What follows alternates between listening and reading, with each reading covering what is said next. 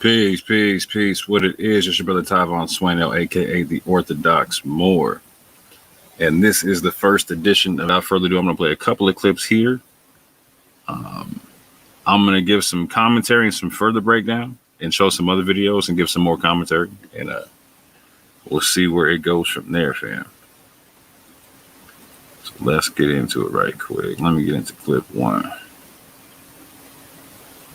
Yo. Right. And if you look at it, vocab, the face of Black Hebrew Israelites is one West. The majority, you might disagree with that. Do you agree with that? No, I do. Here's my reading of the situation. The face of Hebrew Israelism is one West. There's a few reasons for that. And if you talk to moderates, and I think I heard about our guy Dante Fortson, it cuts off right there, Fortson.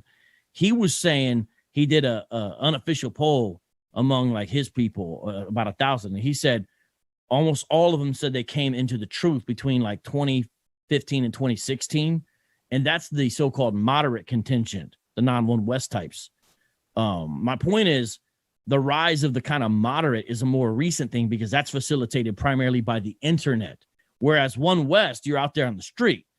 So you can have the internet or not have the internet. Well, these guys have been out there, if you just strictly talk about one West, since the 60s. So they've been doing this stuff. GMS was the first one to really make utilization of YouTube, and now everybody does it. Now UIC is doing it better than anybody now, but they're all doing it now. And now the so-called moderates, they now have access to, so you kind of see it rising.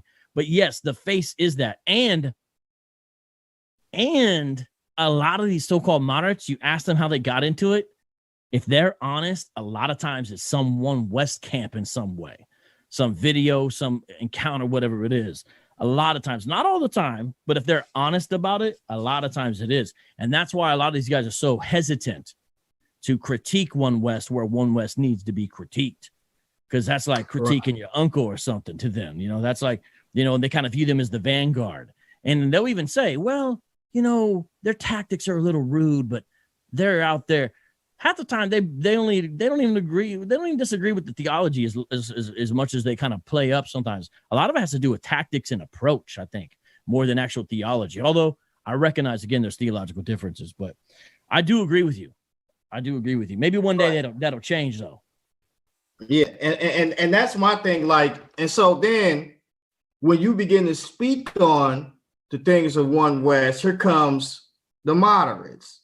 They're not so moderate at all. So the moderates actually are worse than the one West I'm starting to see, because the moderates are sneaky, and that's the problem. Like, they play like, oh yeah, we're not with them, we're not them, but really they, sliding and slipping and weaving, and as you can see, these brothers been doing it all the time. Listen, I'm gonna let you guys know, I'm not whatsoever with the Yahweh war machine at all. You know why? The reason why I left the Yahweh war machine and became an affiliate or affiliated with them, but I'm no longer affiliated with them, is because, first of all, too much misinformation. And then another thing too is some of the stuff that you did Lex and them begin to bring, some of the stuff and Yami begin to bring, or even Chris, they was right about a lot of some of that stuff that they was bringing with y'all, like far as the history. And y'all got the making up stuff and scrambling and not reading the books properly. And then I was trying to show y'all, well, here's a way on how you can even get past that, but you still was just holding on to these false type of teachings and silly stuff. And so a lot of that stuff to where I can't defend that, and I can't get behind that, especially when you up there supporting somebody saying something silly, and then you the elder, Yarah, you the elders out of all of us, and you supporting silliness. I couldn't stand behind it, so I had to get out of that. Elder Yarah, what's he an elder of? I'm not trying to be funny. I don't know the man like you do. What's he an elder? Well, mainly Elder Yarah is just the eldest of us all. He's older than us, and so we say Elder Yarah. You know what I'm saying? Or priest, Elder Yarah. So that's the name that I respectfully call Elder Yarah because, you know, he's an older guy. You know what I'm saying? And like I say, it's love there, but at the same time, listen, bro, a lot of the information that y'all was putting out, I couldn't stand by it. And then you was getting. So yeah. So that's the first clip right there. And peace to brother Madan Komet on the panel, and shout out and peace to VOCAB Malone in the chat. If you want to jump on, brother man, feel free to do so. You can clarify your position here. This is a neutral platform. We've been able to talk in the past, you and I. We were able to have a peaceful build on Islam before, so there's no reason why we can't have a peaceful build here. I don't have a dog in the fight. Like I said, I'm playing at the Switzerland position right now, just speaking on the news as I know it, as I live and as I see it. And so right there, I see that Gcon was addressing the war machine and also addressing whom he considers to be moderate Israelites, and stating that he considers them to be worse than the one Western, etc., whatnot. So with us, we have Madan Komet, who jumped on from the chat. He is a member of the YHWH war machine. Shalom, Mark. How you living? Shalom, Mark. How you doing, Mo? I'm good, King. All is well. All is well. Is there anything you wanted to say about that clip before I jump on to the next one? Well, you know, I'm part of the war machine. You know what I mean? But and I got history with the homie G-KON. You know, I was I do a lot of research with G-KON, build on his blog talk, be on the show with him and the brother Mikael. You know what I mean? Me and G-KON ain't never had no beef. You know what I'm saying? Even though I'm part of the war machine, I still ain't got no beef with the brother. I think me personally, but you know, the situation he got with the other brothers, I'm the type to let them iron that out. You know what I'm saying? Because, like you said, I kind of don't have a dog in the fight. I'm part of the war machine. I ride with it, but you know what I mean. I think at the same time, those brothers can hold their own without me interfering in that. Right. So, VOCAB, I see you in the chat, bro. Like, if you want to jump on and clarify your position on what happened or what's going on or whatnot, like I said, you can definitely speak your piece here. You won't be interrupted. You won't be talked over. I can tell you personally, Madan Komet is a very honorable brother, and he's very chill to build with. It'll be a very easy conversation. And again, there's no gotcha moments here. There's no trying to blindside nobody. We're just talking about what's going on. And so, yeah, with that, I'm going to go on to the next clip, and we'll just see what this is right quick. And again, family, from what I'm being told, stay tuned to the YHWH War Machine channel, to where you will be able to see the full video at one point soon. I have a couple of clips here that can be used for this channel. This is not the entirety of the video or whatnot. But these are the clips that can be used in a family-friendly situation. So without further ado, here's the second clip that I have. Okay, so like, what are you guys saying? Somebody's trying to say I didn't answer a question. What question did I not answer? Solomon, if you feel I didn't answer any question, ask me again, and I'll say it more clear if I didn't answer a question. Well, he's saying I didn't answer a question. Well, I'm still trying to figure out like what is the beef about. So that's why I'm kind of probing. I'm just trying to figure out like what do you do that they don't like, and I don't think that I mean, well, okay, a few things. One is I deny the primacy that they give to their identity doctrine. What I mean is they want to make this claim about who they are as if it's the most important thing. It's the golden goose, you know what I mean, with the golden eggs. I deny, even if it was true, the importance or relevance to that fact. They don't like that because they feel like they've all won a lottery ticket. They think they're Hebrew Israelites. So to them, they don't like the denial of that primacy. But that's simply a biblical position that I have there. They just don't like it.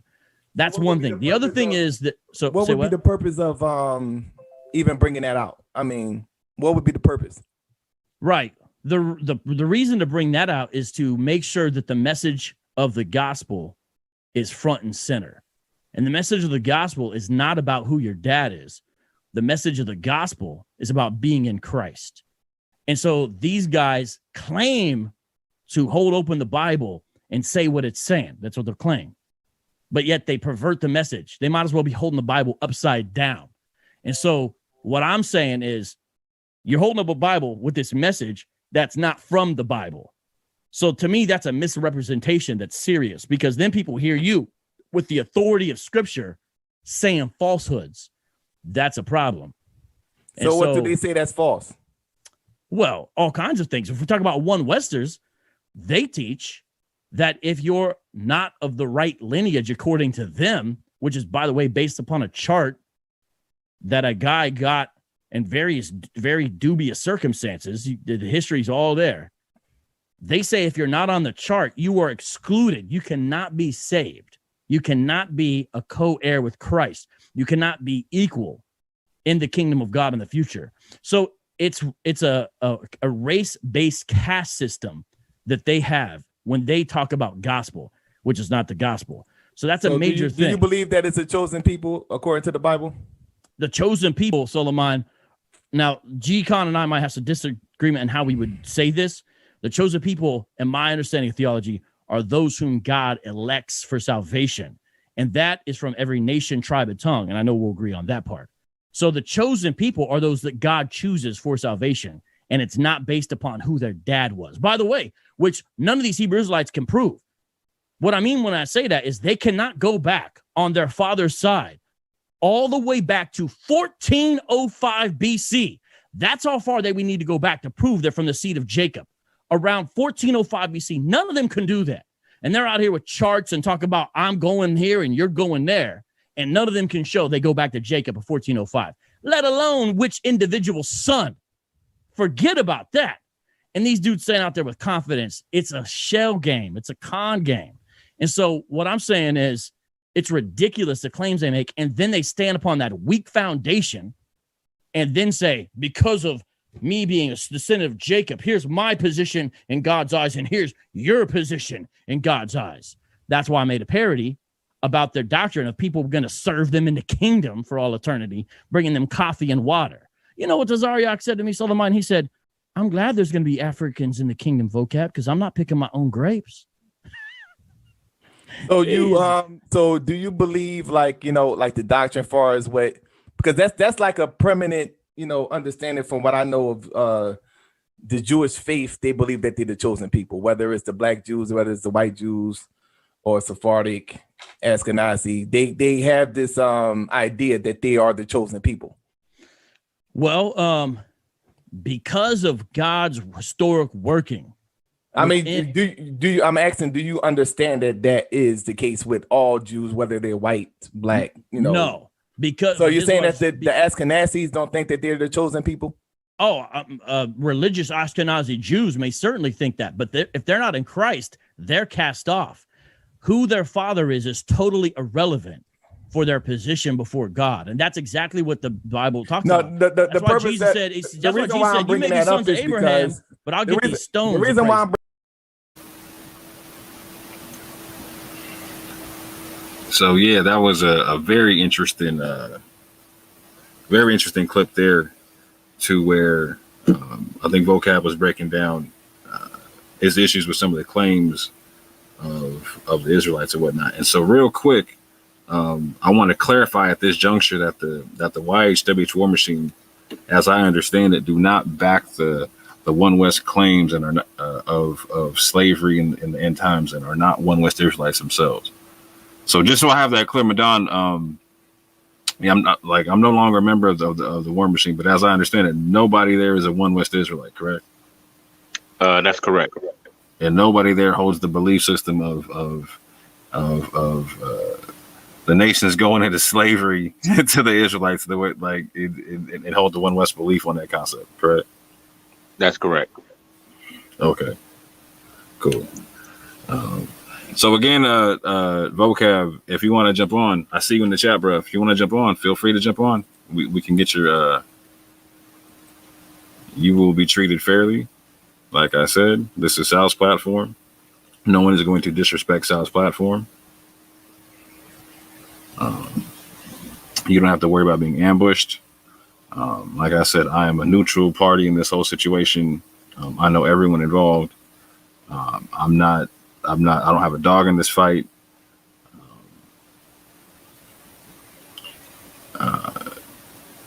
I'm not like back in the war machine. I'm not back in G-KON. I'm actually trying to build a bridge here and trying to understand what the actual beef is.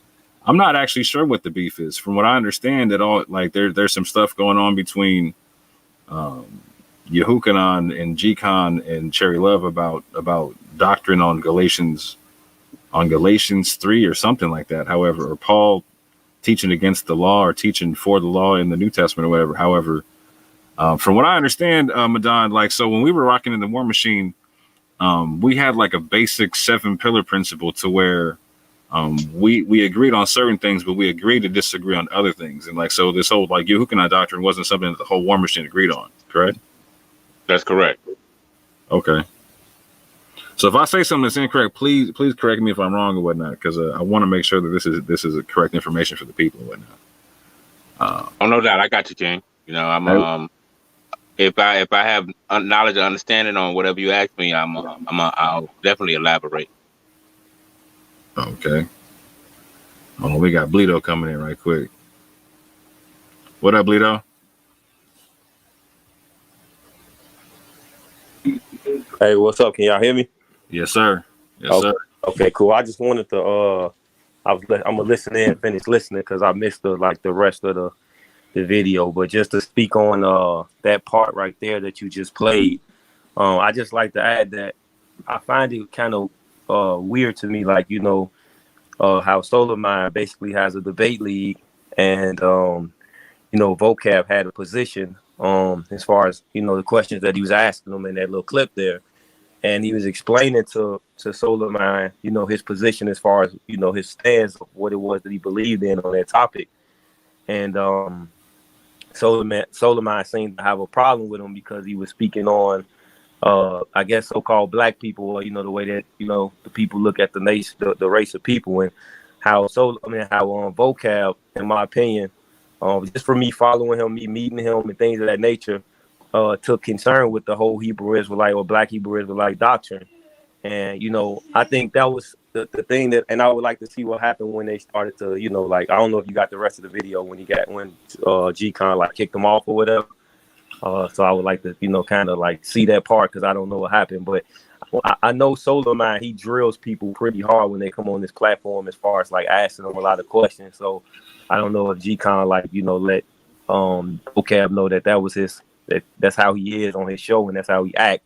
But I just to make some of what I'm saying as far as like the video clip that I seen, I didn't see nothing wrong with his position as far as, you know, him wanting to defend, you know, that point of his interest when it comes to the Bible. He said clearly that, you know, his concern was about the gospel. And when you look at the One West Israelites, and I don't think he was speaking on all of them, but when you look at the One West Israelites, they do be on the, you know, on the corners. They do be saying that they're going to have slaves in the kingdom and things of that nature. And they do, you know, basically say white people will be, you know, slaves and Africans will be slaves. So, you know, if that's a position, or if that's his interest of wanting to defend with the text or with the Bible, I don't see anything, you know, wrong with that, you know, with him taking that position as far as defending that those things are not accurate, no matter what color he is, because, you know, all colors or all races deal with the Bible. You know what I mean? So even if another race or another person, you know, took the text and took offense to the Black Hebrew Israelites, the One Westers, you know, saying that this is what's going to happen to them when, you know, God come back, then they should have the same right to defend to defend their position. So. So peace to brother Claim Your Hair instead of join the panel. What's up, brother man? How you doing? Another member of the YHWH War Machine. Can you hear me, Claim? Yeah.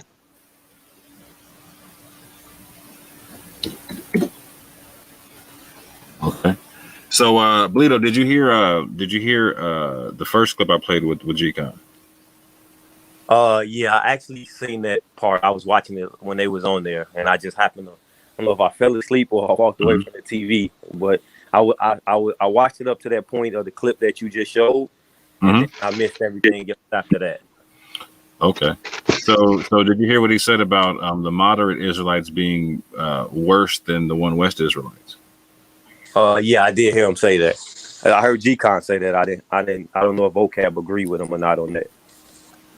No, I didn't know if I don't know if he did agree with him, but I didn't hear him disagree with him either. So vocab, if you want to jump on and clarify, that would, hey, like I said, you're more than welcome. You will be treated fairly. But what's your position on the One West or the moderate Israelites being worse than the One West? From the ones that I've encountered, when you say modern, what do you mean by what do you mean by modern Israelites? Because I'm in Chicago, so we have Israelites here that doesn't share the same doctrine as the One Wester. So when you say modern, are you saying like somebody outside of that? Belief? Yeah, I would assume that somebody who's an Israelite who's not a One Wester.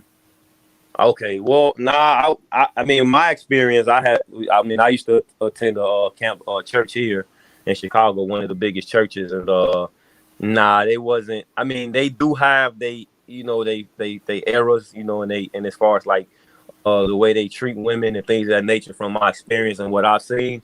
But I don't believe that just from me looking at the doctrines and the teachings, I believe that the churches here kind of, they focus on the commandments and then they focus on Christ and things of that nature. I've never really seen them say like, you're going to tie my shoes and those, the type of things that I didn't see the One Westers do. So I wouldn't say that I believe that they are worse than those One Westers. Well, can I speak on that more? Yeah, please. Well, I see it like this. What do you I've never really seen. I wish you.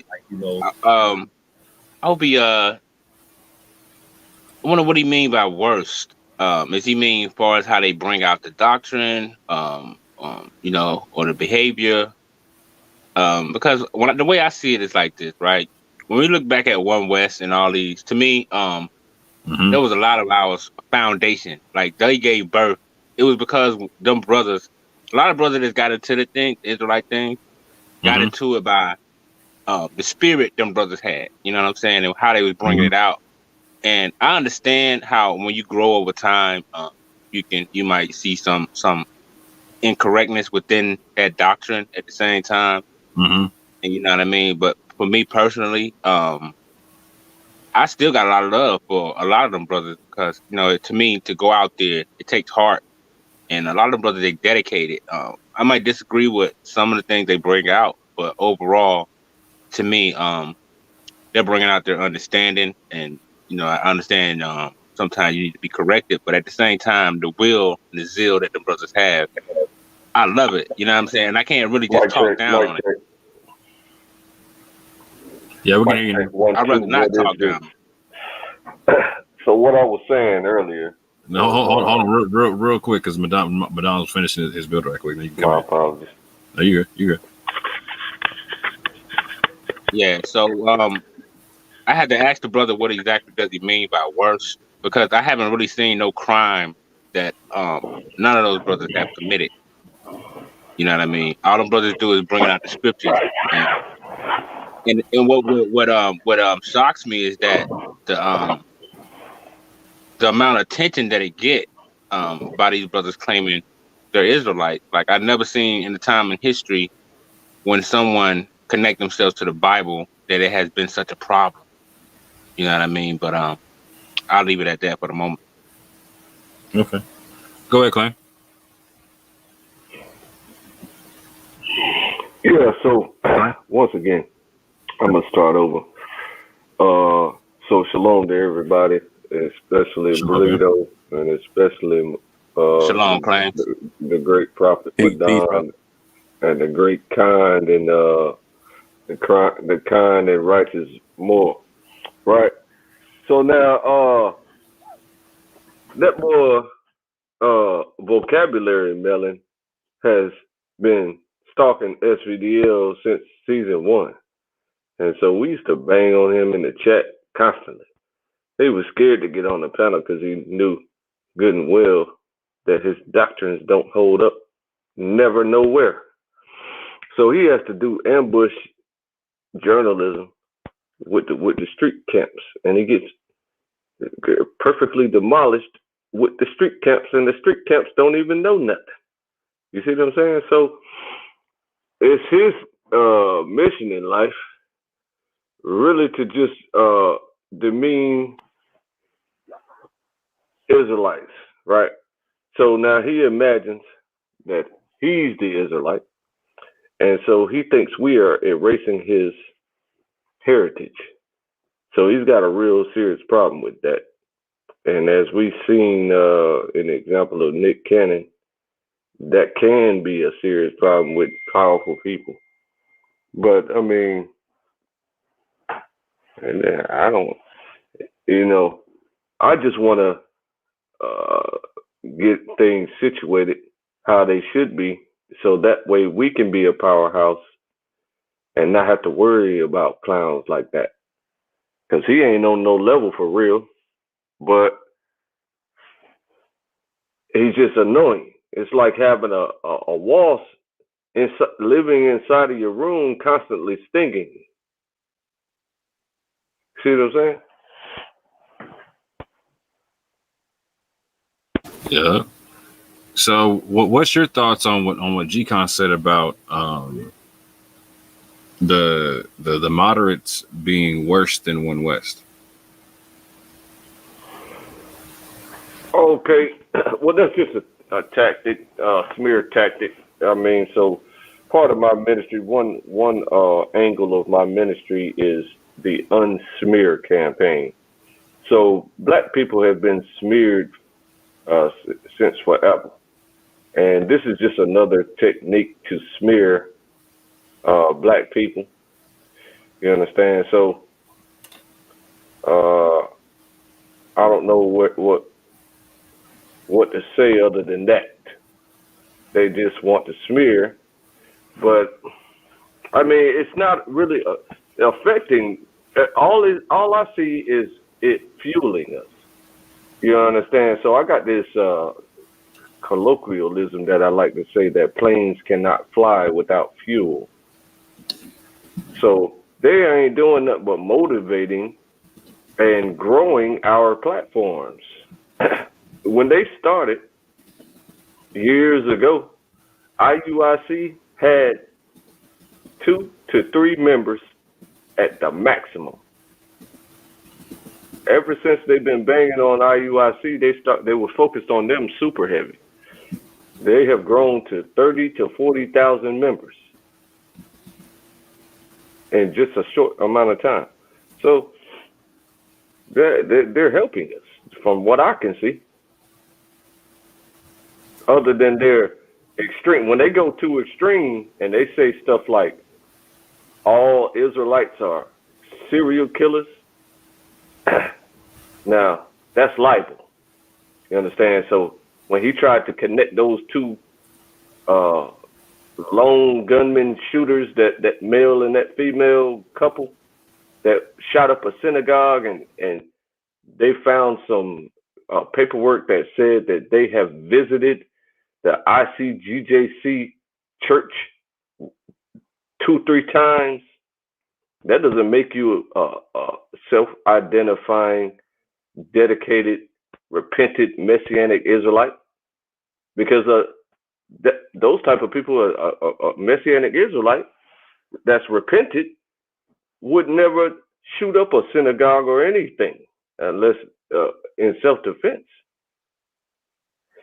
So whenever they try to connect stuff like that to us, that's when I get highly annoyed, and I start calling around and seeing which judge is gonna give me my money from him. All right. Well, on that last clip I played, VOCAB said something very interesting. He said that Israelites have to prove their lineage back to 1405 BC, through their Y chromosome, etc., whatnot, or through their fathers or whatnot. I've never heard him make that claim before, and I wasn't sure if that was a claim he was saying for like anybody who's claiming because it sounded like, let me say this, it sounded like he was saying that like the the Israelis are proper Israelites, and like the Ethiopians even were converts and whatnot, right? So it doesn't seem like he's making that claim for like the people who claim to be of European Jewish descent and whatnot. But he's saying like anyone else, they got to make the proof. You know what I'm saying?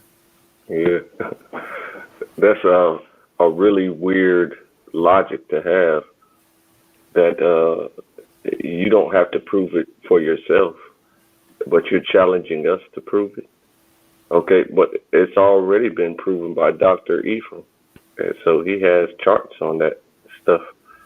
You understand? So he's traced it all the way back to Abraham, which is not E1B1A. They had to change the name of the haplogroup to disguise who we are. It's called EM23 or something like that now.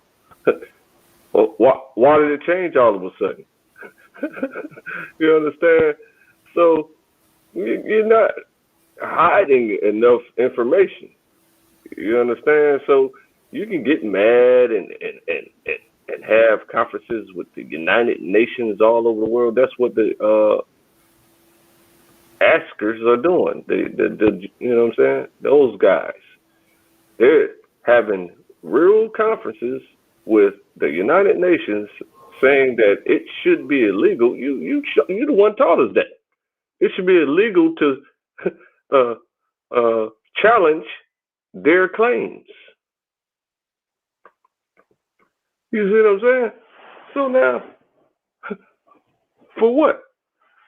And they're not welcomed in a whole lot of different places. I'm talking about whole countries they've been kicked out of. So just leave us alone. We ain't been kicked out of nowhere. You guys kidnap us and take us with you places because you love us that much. We're that useful to you. Okay.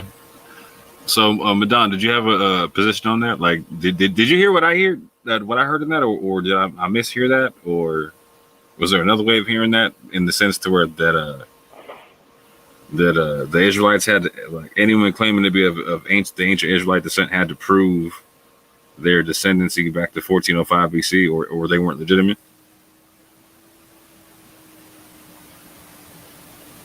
Madon might be busy. What about you, Bleedo? Did you hear that or no? Yeah, I did him make that claim. I think if you know, like you was asking him earlier to come on the show, I think that would have did him a little justice to explain his position. You know what I mean? I'm not sure if I ever heard him. I don't follow him, you know, like that. I once, you know, like I said, I met him before he came to Chicago. The Cherry Love stays. It's kind of weird. She stays like a couple blocks away from where I stay at. So when he came here, you know, they got up with Israel Doctrine, and I actually, you know, called me because while I stayed, so I actually sat down with him, chopped it up with him for a minute. But yeah, I feel like, you know, I don't know what's his position as far as who he, you know, feels the Jews is, or even if that's important. Mm-hmm. I do hear him talk, you know, like from listening to that on Soul of Mine, I didn't really get that from him as far as like, you know, saying like the you know, Ashkenazi Jews or whatever are the original Israelites, or that's what his belief was. So we'll be interested to hear what he has to say. You know, on that. Yeah. Why did he say that they got to go all the way back to what he say, like 1400 something BC or something like that? 1405 BC is what he said in that clip right there. Yeah. So I mean, it will be interesting to hear what made him make that statement. You know, as far as like why he feel that way, but. I don't want to speculate and say, you know, that he believe this, believe that, but that would be a good question to ask him based off of, you know, watching the clip, or, you know, listening to that interview that he had on Soul of Mine with G-KON. Yeah, and again, one more time, vocab. Like, I'm not trying to put a lifestyle on you. I don't want to put a wrong belief on you. If you want to come on and clarify, I would love to get the truth out of your mouth. You know what I'm saying? Hold on, I got one more person on the panel. Shout out to Brother Sam Addison from Defenders of the Way. What's good, brother, man? How you doing? Shalom, Mark. Shalom, fam. Shalom to the rest of the brothers on the panel. Shalom. Yeah. So I'm about to play one more clip real quick, and then I'm gonna ask Sam for his breakdown on it. Have you heard the other clips we played so far, Sam? No, bro, I just got the notification that you guys were on, and I just jumped on. So I caught about the past maybe about 5-10 minutes of what you guys were saying. Okay, so I might play this last little clip, and I might replay them just so you can catch up.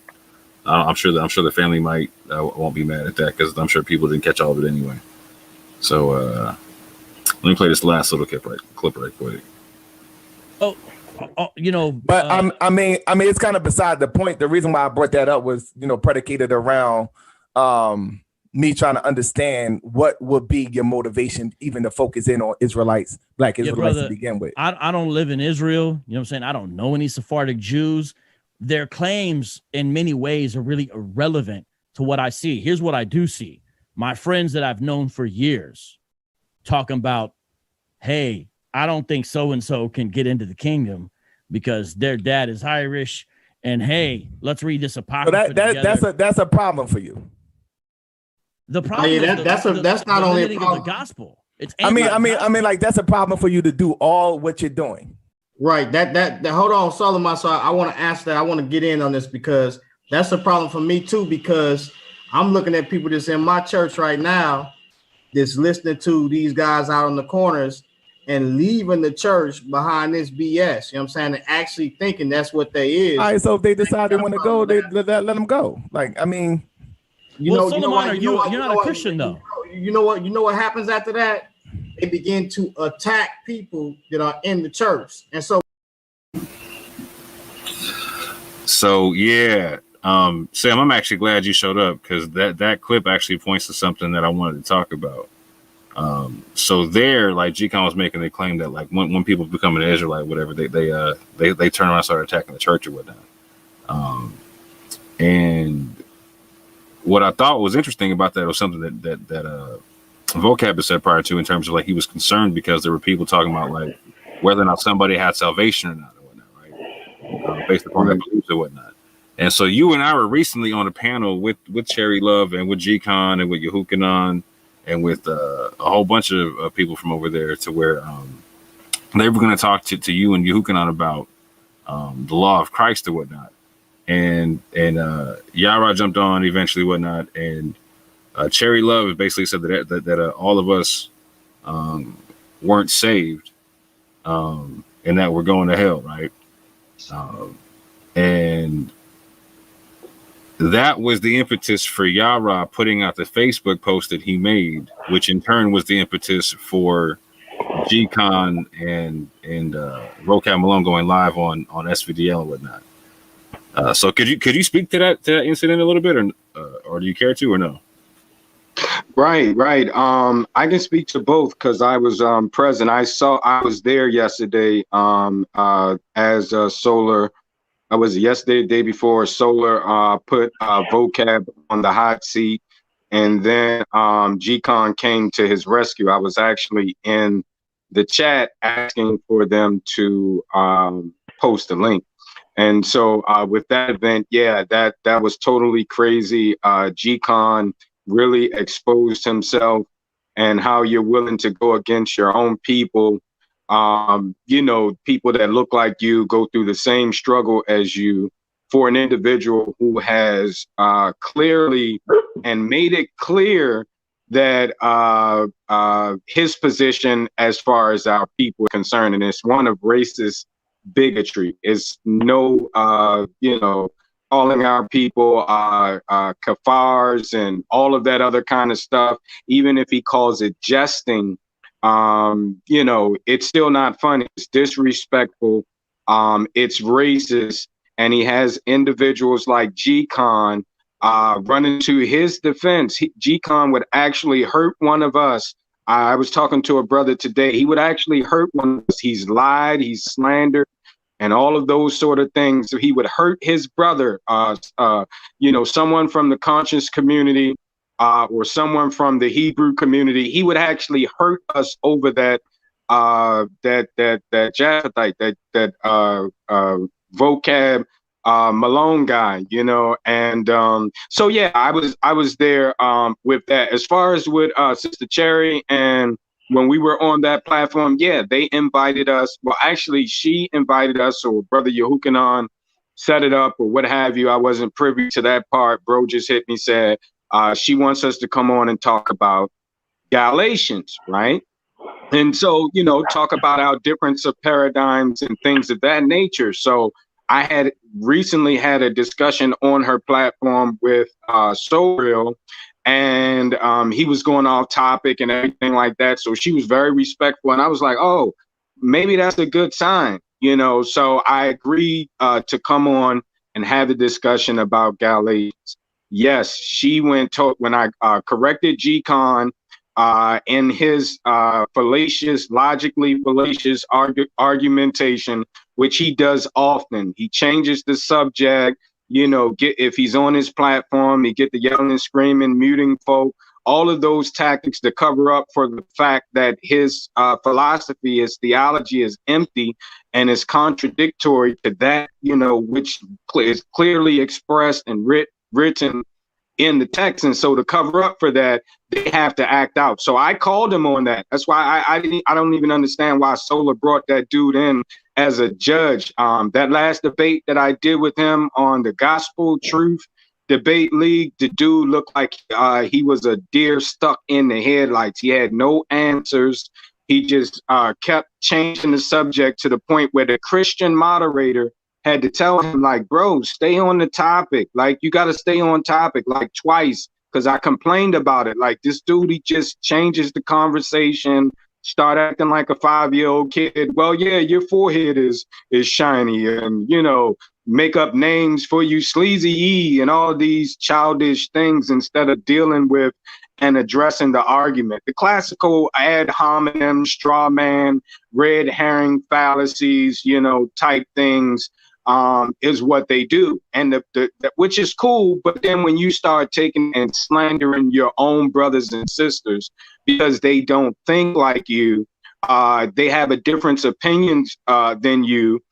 You play this Christian role like you cool with everyone. I've been telling folks G-KON is a snake for 2 years now, bro. 2 years been trying to warn the brothers. When I seen him in the group, him and So Real, I said, these guys are not for the community. They are the devil, and they're going to sell out the community. They're only in there to spy out information, to see how they can cause division and capitalize on whatever information that they're privy to. So I was trying to warn the brothers about him. G-KON is a snake. He would murder any one of us on here if he could get away with it and make a name for himself and suck up to what he sees as the powers to be, which is these Ashkenazi Jewish folks. And one last thing before I, let the brethren break in, that VOCAB Malone dude, certainly it's just crazy. G-KON's support of that dude, when he's, it just shows that he suffered from actual Stockholm syndrome. I've challenged this dude VOCAB, have a sit down. He's been running. He like to get folk that are not educated or that's new, a neophyte Hebrew or something, and all of them, that's what they do, to try to make a demo of them. But when you have someone that understands the theological lingo, hermeneutics, and all of that textual criticism, we can get into that, the biblical text itself, the historical context behind it, the philological context, which means getting into the actual languages, the Hebrew, the Greek, the Aramaic, and stuff like that, and the culture behind those languages, then, they don't want to deal with folk like that, folk like myself, when it comes to that. So, yeah, that's, I saw both. Sister Cherry, what she was doing, was covering up for her boy G-KON. So therefore, she had to strike back. They had no answers to the questions that we went to the table, and the issues that we were bringing up. That's sources. I mean, this is backed by Paul's writings himself. It's backed by, thousands of years of oral traditions, which we now have that's written, backed up by the language. And by the book as a whole. So, for them to bring nothing to the table but slander and lies. Sam said he don't believe in Christ, and all of this lying foolishness that they know very well is a bunch of lies. I mean, that's the fruit of their religion, the abomination that is called Christianity. And so that's what we get, bro. So I was certainly present there. I saw what went down. Like I said, I was in the chat room with VOCAB. Sola was asking very good questions, very pertinent questions. Why are you all on the black community? Why are you over here trying to pit Hebrews against the conscious community?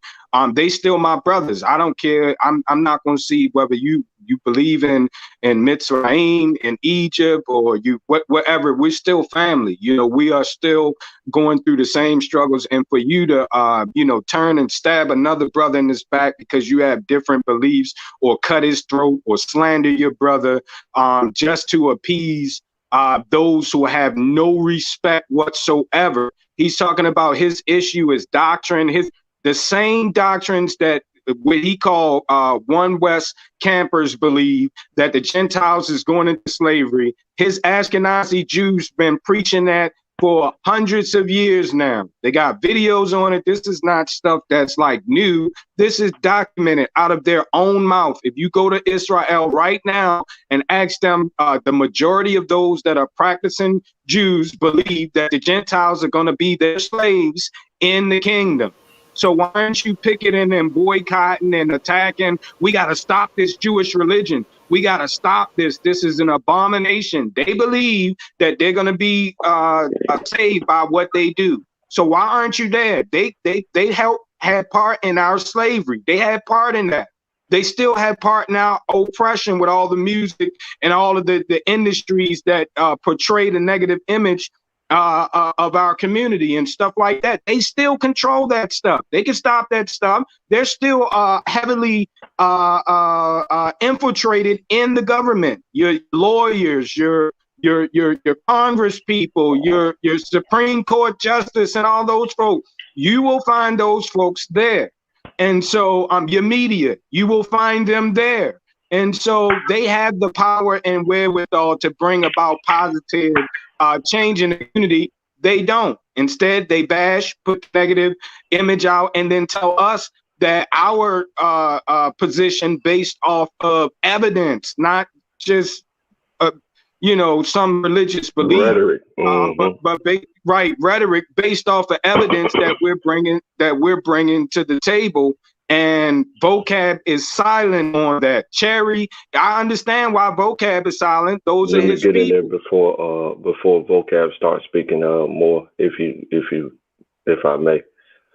But as far as the scriptures go, it says, when you hate your brother in your heart, you're a murderer.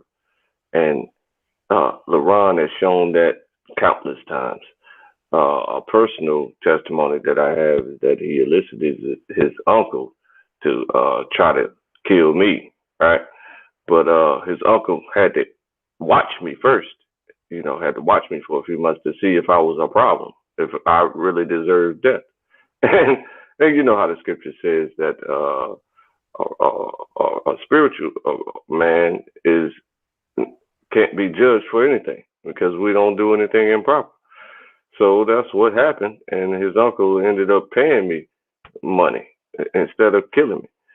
And so that's part of that LaRon madness that I've known him for 8 years. But as far as what I heard in the video sounded like an extreme concession to our position. They not only fear that they're not going to make it to the kingdom, they are insecure about their relationship with the Most High, that they are going to make it to the kingdom. You understand? So they're conceding to our position, wherein we cite the scriptures that say that the Israelites are the gatekeepers for the kingdom, and the kingdom is going to be in earth. You understand? So they have moved from their heavenly hope to get into the heavenly kingdom to now saying that we are preventing them from being in the kingdom. And I would tend to agree, but the only reason you're being prevented is because you don't respect the natural branches, and you keep banging on the natural branches. I can see. Yeah, with that, I just would like to remind everyone that the views and opinions of the people on this panel are not the views and opinions of Sal Showtime or the channel of Debates Off You, nor are they the other opinions of people on the panel themselves. So with that, vocab, if you want to jump on, like I said, you will not be cut, you will not be interrupted. In fact, I can put almost everybody else in the back chat for just a little bit, so you can actually clearly get your piece spoken. Nobody's gonna cut him off. We're all normal people. You just cut me off, Wayne. I know, but you said that we're gonna cut him off. I did not say that. I literally just said that no one's going to cut him off, Wayne. You said you can put us in the back. That's let me say something. Can I say something? I was literally in mid-sentence, Clay. So hey, I was saying that. I'm sorry, man. When y'all get a chance, I wanted to speak on that clip real quick, and then I'm gonna fall back and just continue listening online. Yeah, no worries. But I'll say this real quick, and then you can come in, Bleedo. So what I wanted to say is, vocab, if you want to come on right quick, I got no issue just making it to where it's just me and you on the panel for a quick second, to where you can just make sure your piece is spoken and understood, and then I'll bring everyone else in. But with that, go ahead, Bleedo. I dropped the link a couple times, vocab. I'm almost thinking that ain't the real vocab page, but I don't know, man. I was about to click on it, but the link you can't scroll up with a link no more. I had to go through my history to get it. Okay. It's not just put it in. You just put it in there. There it is. Go ahead, Bleedo. Okay.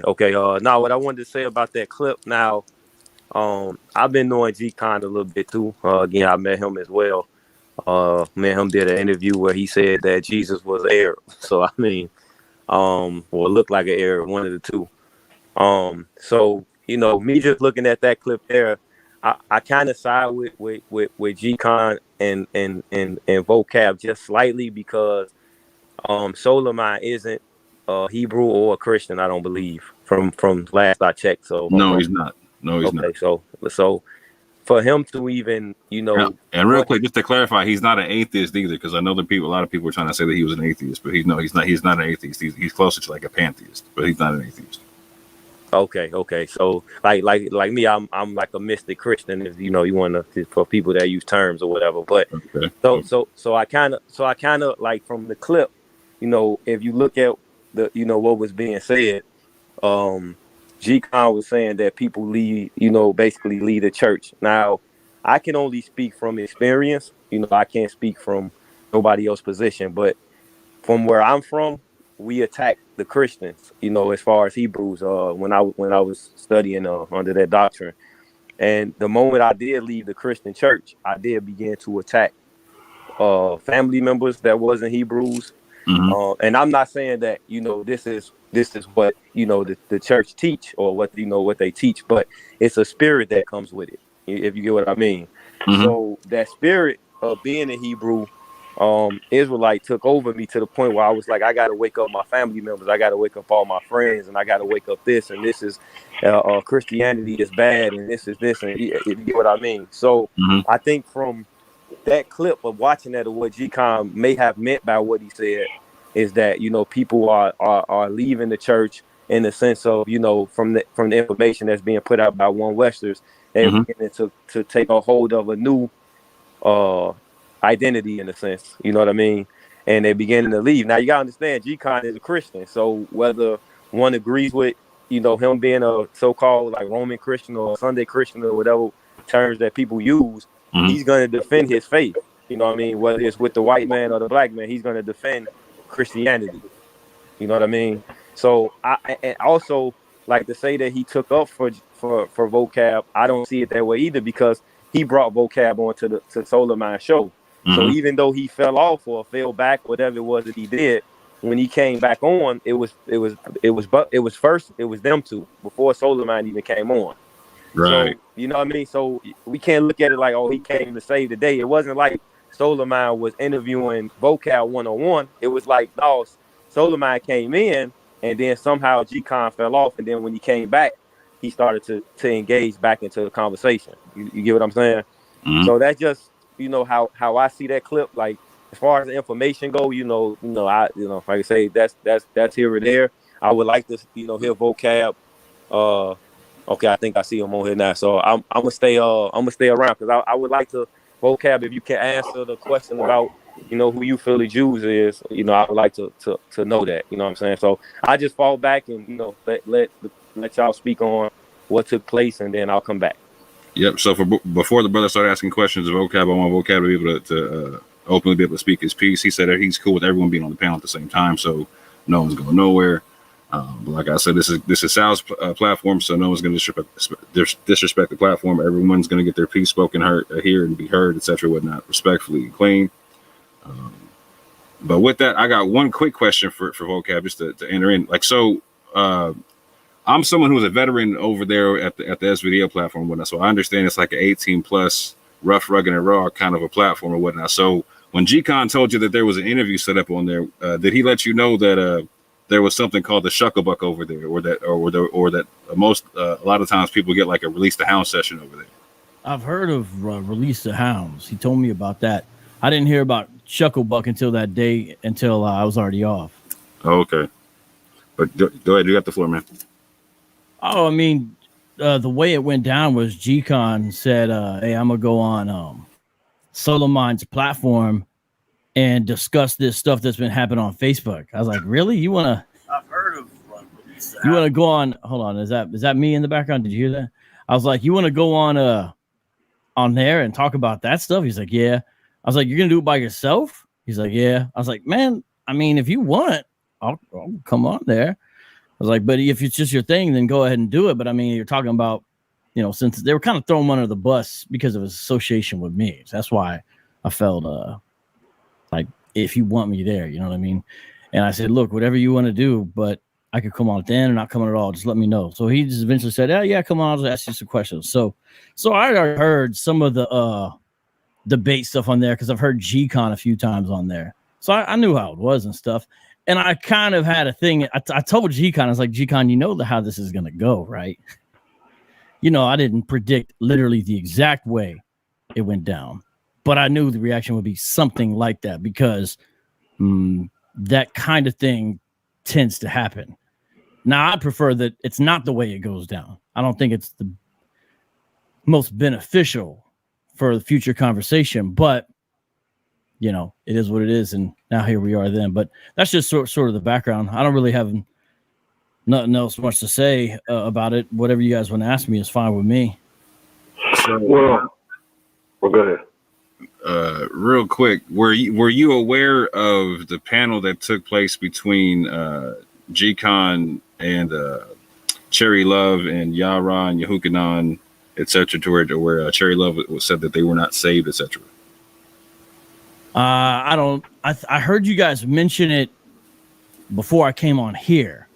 Mm-hmm. So that's the first time I heard about that specific thing. Okay, so G-KON didn't mention that was the impetus for the Facebook post that Yarah put out.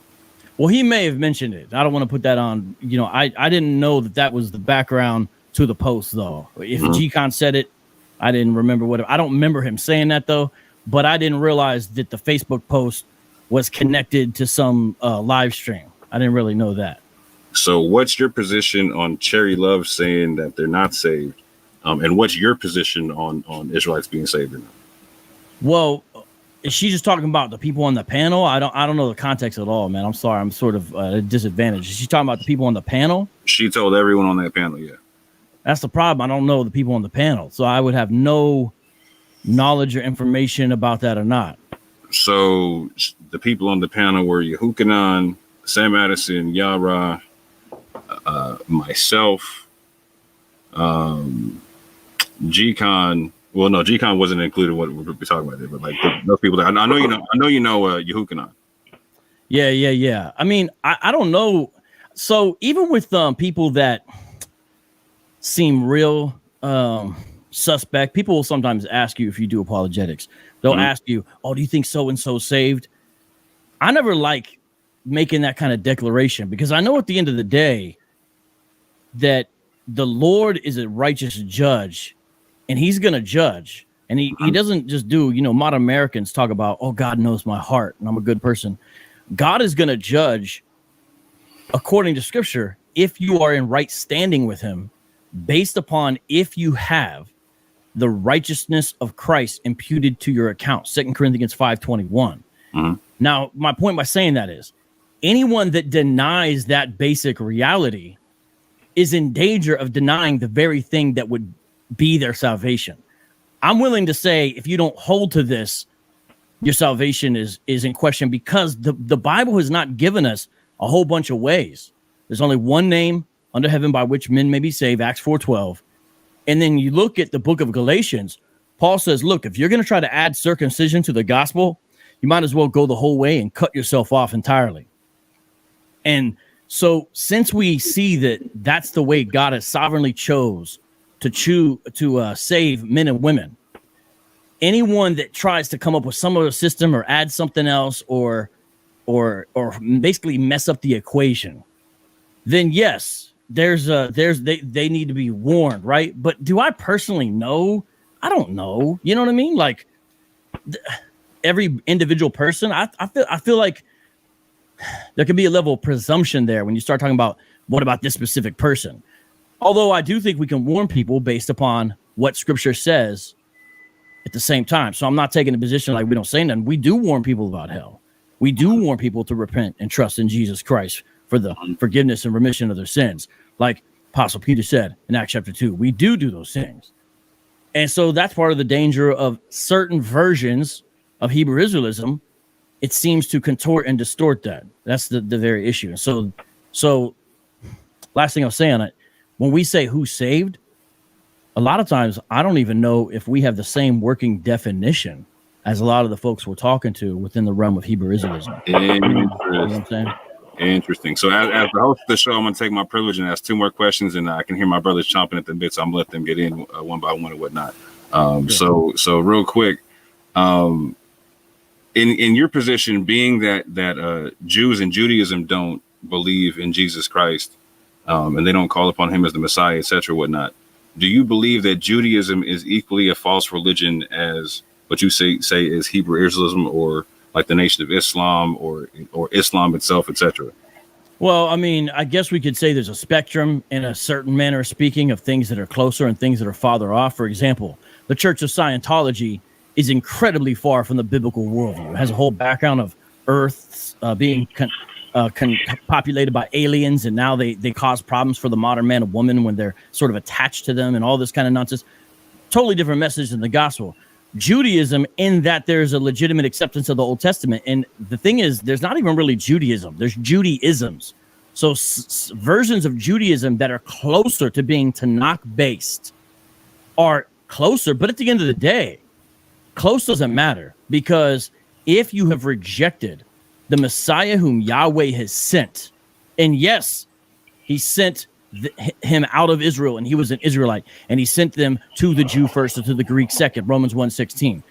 If you reject that and are trying to do it on your own, it's a failing project, and you've missed the entire reason the whole Old Testament sacrificial system was given in the first place, and you're stuck with the shadow instead of the substance in the language of Hebrews and Colossians.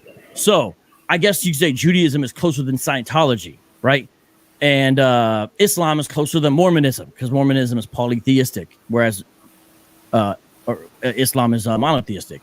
But at the end of the day, every version of Judaism that rejects Yeshua as the Christ is not a saving religion, and it's one that damns and condemns people, and it's an unfulfilled Old Testament. You just got the Old Testament hanging there with all these unfulfilled prophecies because there's no Messiah, and the Messiah had to come when he had to come, or he missed the window. So they're waiting on a Messiah, a lot of these guys. He was not going to come because he already came. He's coming back a second time. So Judaisms without Christ, they're false. No doubt about that. Did I answer that? Is that what you were asking? Yeah, you answered the question. So my last and final question, then I'm gonna let Yarah get in, because Yarah didn't, he wasn't able to converse with you on that panel with G-KON, etc., whatnot. I see him in the panel. So I heard you mention that people claiming to be Israelite need to be able to trace their lineage through their father back to 1405 BC. So is it your position? I also heard you say that the Ethiopian Jews that came to Israel were converts and whatnot. So is it your position that like the European Jews, like the Ashkenazi and the Sephardim, etc., that they can trace their lineage back to 1405 BC, and that they also need to in order to be able to make the claim that they're Jews descendant of the nation of Israel? All right, there's a lot of questions there, so I'm gonna try to keep track of them all. If I said that, if I seem to imply that Ethiopians were who Beta Israel, that they were all converts, then I didn't make that clear. I am still studying and learning about Beta Israel. When I first encountered Beta Israel in the context of studying Hebrew Israelism, I accepted the claims genetically and whatnot, even though I doubted the story related to Solomon. But who kind of knows? But even if that's the case, it's sort of inconsequential when you give the amount of time that's taken place after that. Nonetheless, then I looked at some other stuff that seemed to discount the genetic evidence. So then I doubted that and said maybe it's more of a form of ancient Judaism or even ancient Christianity that had a heavy Semitic flavor. But then I've been looking into it more again recently, especially, and I'm not the expert on this, but I got some friends who are really solid on this, especially some of the linguistic aspects. There's different genetic evidence that is relevant that I think what it seems like is there's sort of basically a mixed multitude, meaning ancient converts, but a legitimate Semitic population within the population of the Falasha, even though they don't like that term. That's why I used to say Beta Israel. So my position on that is evolving as I study the issue. So and it's interesting because the very first Hebrew Israelites that we have record of in America mainly tried to trace back their lineage to Ethiopia. If you study the congregations, you study Ford and you study Matthew, when you study this, you see that that's who they were trying to connect themselves to. We're even talking about people living there, visiting there, ambassador type situations, all kinds of interesting situations in the early 1900s, especially. But that kind of changed slowly over time and people got away from that. And I think some people realized Ethiopians in Ethiopia aren't exactly relevant to our lineage anyway. And so new resources were developed in regards to sort of the Hebrew Israelism paradigm. So with Ethiopians, as far as Beta Israel, my current understanding is there's legitimate traces of Semitic DNA within the population of Beta Israel, and some of the language itself is Semitic. And not that what you speak determines your ethnicity. I understand that, but there's a multitude of clues, and so it's a very interesting question. I'm still looking at now in regards to what was the other thing you said, brother? You said you were talking about the 1405 BC claim. Oh, right. Yeah. The reason I said that is to kind of put a point on it, meaning everyone. I heard a couple people saying, "Well, 1405." The idea is the general understanding of when Jacob lived, and so what a Hebrew Israelite says, I am Ben Judah. When they say that, any version, whatever language they use to say it, they are saying, I descend from the fourth son of Jacob. So I put that approximately, from what I've seen, it's around 1405 BC or so. What I'm saying is to have confidence and talk about, this is what I know I am. And because of that, I can teach the Bible. You can't, you have to cling to me, and all these other kinds of things that they tell everybody, that they don't perceive to be in the club, basically. People talk about white people. They're saying the same thing to Asians and Arabs and Indians. And a lot of people are saying the same thing to Africans. And the ones who aren't one Westers are saying the same things to Native Americans and Hispanics. So they're telling all kinds of people, hey, we're on top because I know I descend from Judah. What I'm saying is, if that's what you're going to say, and you're basing your standing before God on it, and your ability to do certain ecclesiastical matters, like teaching, for example, holding up positions of authority with the God's church, stuff like that, then you better be super certain of it if you're going to make those kinds of claims. And especially in the case of the one Westers, who essentially make it the qualification for salvation. And even though they have a different understanding of salvation, they make it the qualification. If you're on the chart, you could be in the club. Even if you get judged during nuclear holocaust, you'll still be in the club later on. If you're not on the chart, you're in a different club and you're going to shine my shoes. So this kind of stuff is like, well, then you need to be able to, do you realize what I'm trying to say is, do you realize what you are demanding of yourself by making these claims?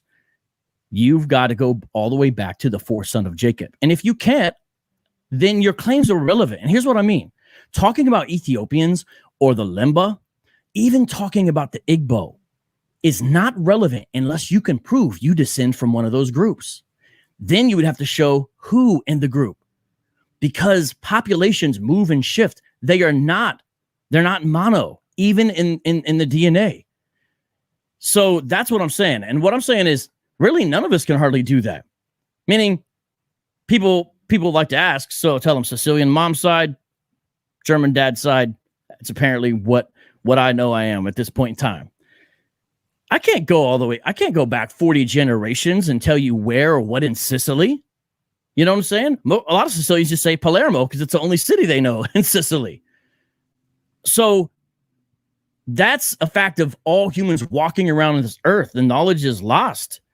And so to make these steady religious claims that we know we can prove, it's utterly ridiculous. And here's the bad part, is it's not relevant to salvation and sanctification and ecclesiology the way Hebrew Israelism teaches it is. And so that's what I meant by that. And I think the last thing you asked was how did you phrase the last thing about the true Jews? I forget how you worded it. So yeah, do you feel that the European Jews are the authentic Israelites, and do you feel like that they can trace their lineage back to 1405 BC the way you just mentioned? So what would you want to include the Sephardic Jews in there as well? Sure. Would you include the Jews from Yemen as well? In European Jewry? No. Okay. Specifically, I'll cut it off at Mizrahi if you want to, but so no Mizrahi. You're not asking about Mizrahi or Ethiopian Jews. How about we walk through all of them? Let's just knock it all. Do you believe that the Yemenite are authentic? Yeah, nay. And can they go back? Here's a short answer for these. There's a couple factors. Okay. One is in general, the closer you are to where you originally started, a lot of times the closer you are genetically as well. Hebrew Israelites want to deny that. That's fine. I'm just telling you what it seems like. And also there's a level of common sense to it. Another aspect is the more you've been invaded, the more problematic it becomes when you say, who is a true Jew? 2,000 years ago, the population group is not identical. Okay. 4,000 years ago, we want to keep on going back farther. Most certainly, the population group's not identical. Just look at Egypt under Ptolemy and the Greeks. Whoa, real quick, but before we go, my point is, there is a population group. Not to cut you, but before we go into Egypt and all that type of stuff and Ptolemy and whatnot, so let's just keep it to the first part of the question I asked. Do you believe that the European Jews, will just keep it to Ashkenazi and Sephardic, right? Do you believe that they can trace their lineage back to 1405 BC in the same way you were talking about the Hebrew Israelites need to, etc.? Nobody can do that. Okay. That's what I'm saying. No one can. That's what I really wanted. Yeah. Nobody can do that. Here's what I will say, though. Some Ashkenazi and Sephardic Jews have some traces of Semitic DNA, but they have a whole bunch of other stuff, too. Just like everyone else. The Lemba. Everyone that is running around and saying, I'm part of modern-day Jewry, when the studies are actually done, they're a mixed bag. Now, people aren't going to like this, but what I've seen, the Igbo, it's not a mixed bag. The Igbo do not have Semitic traces of DNA because of Mormonism's claims about Native Americans. And I know this isn't relevant to non-Westers, but because Mormonism claimed that Native Americans were lost tribes of Israel, a lot of Semitic research, a lot of DNA research have been done on a lot of Native American tribes. No Semitic DNA. So it's not a mixed bag in every case or example, but a lot of them it is when you get down to that. But the thing is, it's such a strange conversation to have because in the new covenant, the true vine is not Israel. The true vine is Jesus Christ. We don't gather around Abraham. We gather around Jesus, and Abraham is our model of faith. That's Romans 4. That's Galatians 3. So I'll talk about it because I understand it's important to Hebrew Israelism, but it's not. It doesn't have high importance. But since people make it high importance, bro, I feel like we got to say, okay, if you're going to say that, can you go all the way back here? If you can't, then you got to stop running around saying I can teach and you can't and all this kind of stuff, because you don't have any real kind of certainty. And that's why I at least respect GMS. I know no one here is affiliated with them. They say, hey, it's off the spirit. We just read spirits. It's from a vibe. That's what they say. And that's why they got, dudes that are clearly out here with, red hair and freckles in their camp. Because they're like, well, he got the vibe of an Israelite. You know what I'm saying? To me, that's a little more honest, because really that's what everybody's doing at the end of the day. So I got one last clarification question, because I'm not sure I understand what you're saying. So just to make sure I'm going to ask a clarification question. So my mother descends from the crypto Jewish population that they found in New Mexico and whatnot, right? Yeah. And she had the ability to get citizenship in Spain and eventually Israel if she wanted to, right? So this is a decent sized population. They're even finding like the Kohanim gene amongst them and whatnot. Do you feel like those people would be Judaizers or wrong if or like you were saying, Judaizers are not Israelites if they claimed if they started to identify with their Jewish roots, even in like a messianic Jewish concept? Oh no, anybody of any nationality can be a Judaizer. A Judaizer is the same kind of people that the church at Galatia was fighting off. A Judaizer is somebody who basically says, it's cool you got Jesus Christ, but you need to go ahead and pull your pants down. And let's get to snipping. It's cool you got Jesus Christ, but I see you over there eating a BLT. You go ahead and put that down, or the Most High is going to kill you. That's what I'm Judaizing is, that because that's exactly what they were doing at Galatia. So a Judaizer, in fact, it's funny you mentioned the Messianic movement. My basic grasp of the Messianic movement, which is sort of within, it's like a side segment of Christian evangelicalism. It's all over the world, so it's not just America. But the Messianic movement, it's a lot of Gentiles running around talking about, blow a horn and this and that. And they're out here Judaizing people. And it's like, bro, you don't even have like much of a legitimate claim. And you go to a lot of these Messianic congregations and they're like, well, we did a research DNA. And you'd be surprised at how many of the Messianics find some hidden Jew, 30 somewhere in their lineage or something. But there's a lot of suspect stuff. And they're Judaizing people without even being Jews. And so that's what I mean by that. I'm saying Judaizing is a religious tendency that anybody can do. The Hebrew roots people do. Okay. So clarify the statement you made in the clip that I played to where Solomon was asking you if black people could be Israelites, and you said they could be Judaizers but not Israelites. Well, with all due respect, that is not what I said. He didn't say can black people be Israelites. He said, are folks claiming to be Israelites, are they Israelites? If he said can black people be Israelites, I've already mentioned the Falasha and the Limba. They have legitimate Semitic traces. Okay. This is a fact. Now, it's not 100% in the population. It's not that way with anybody. It's not that way with anybody. You know what I'm saying? Where it's 100%. It gets stronger in men. It gets stronger with people with, it's weird. Like certain last names. It's a very, very fascinating thing, actually. And stuff like that within the priesthood clan of the Limba. Mm-hmm. So can someone who's black? Yeah.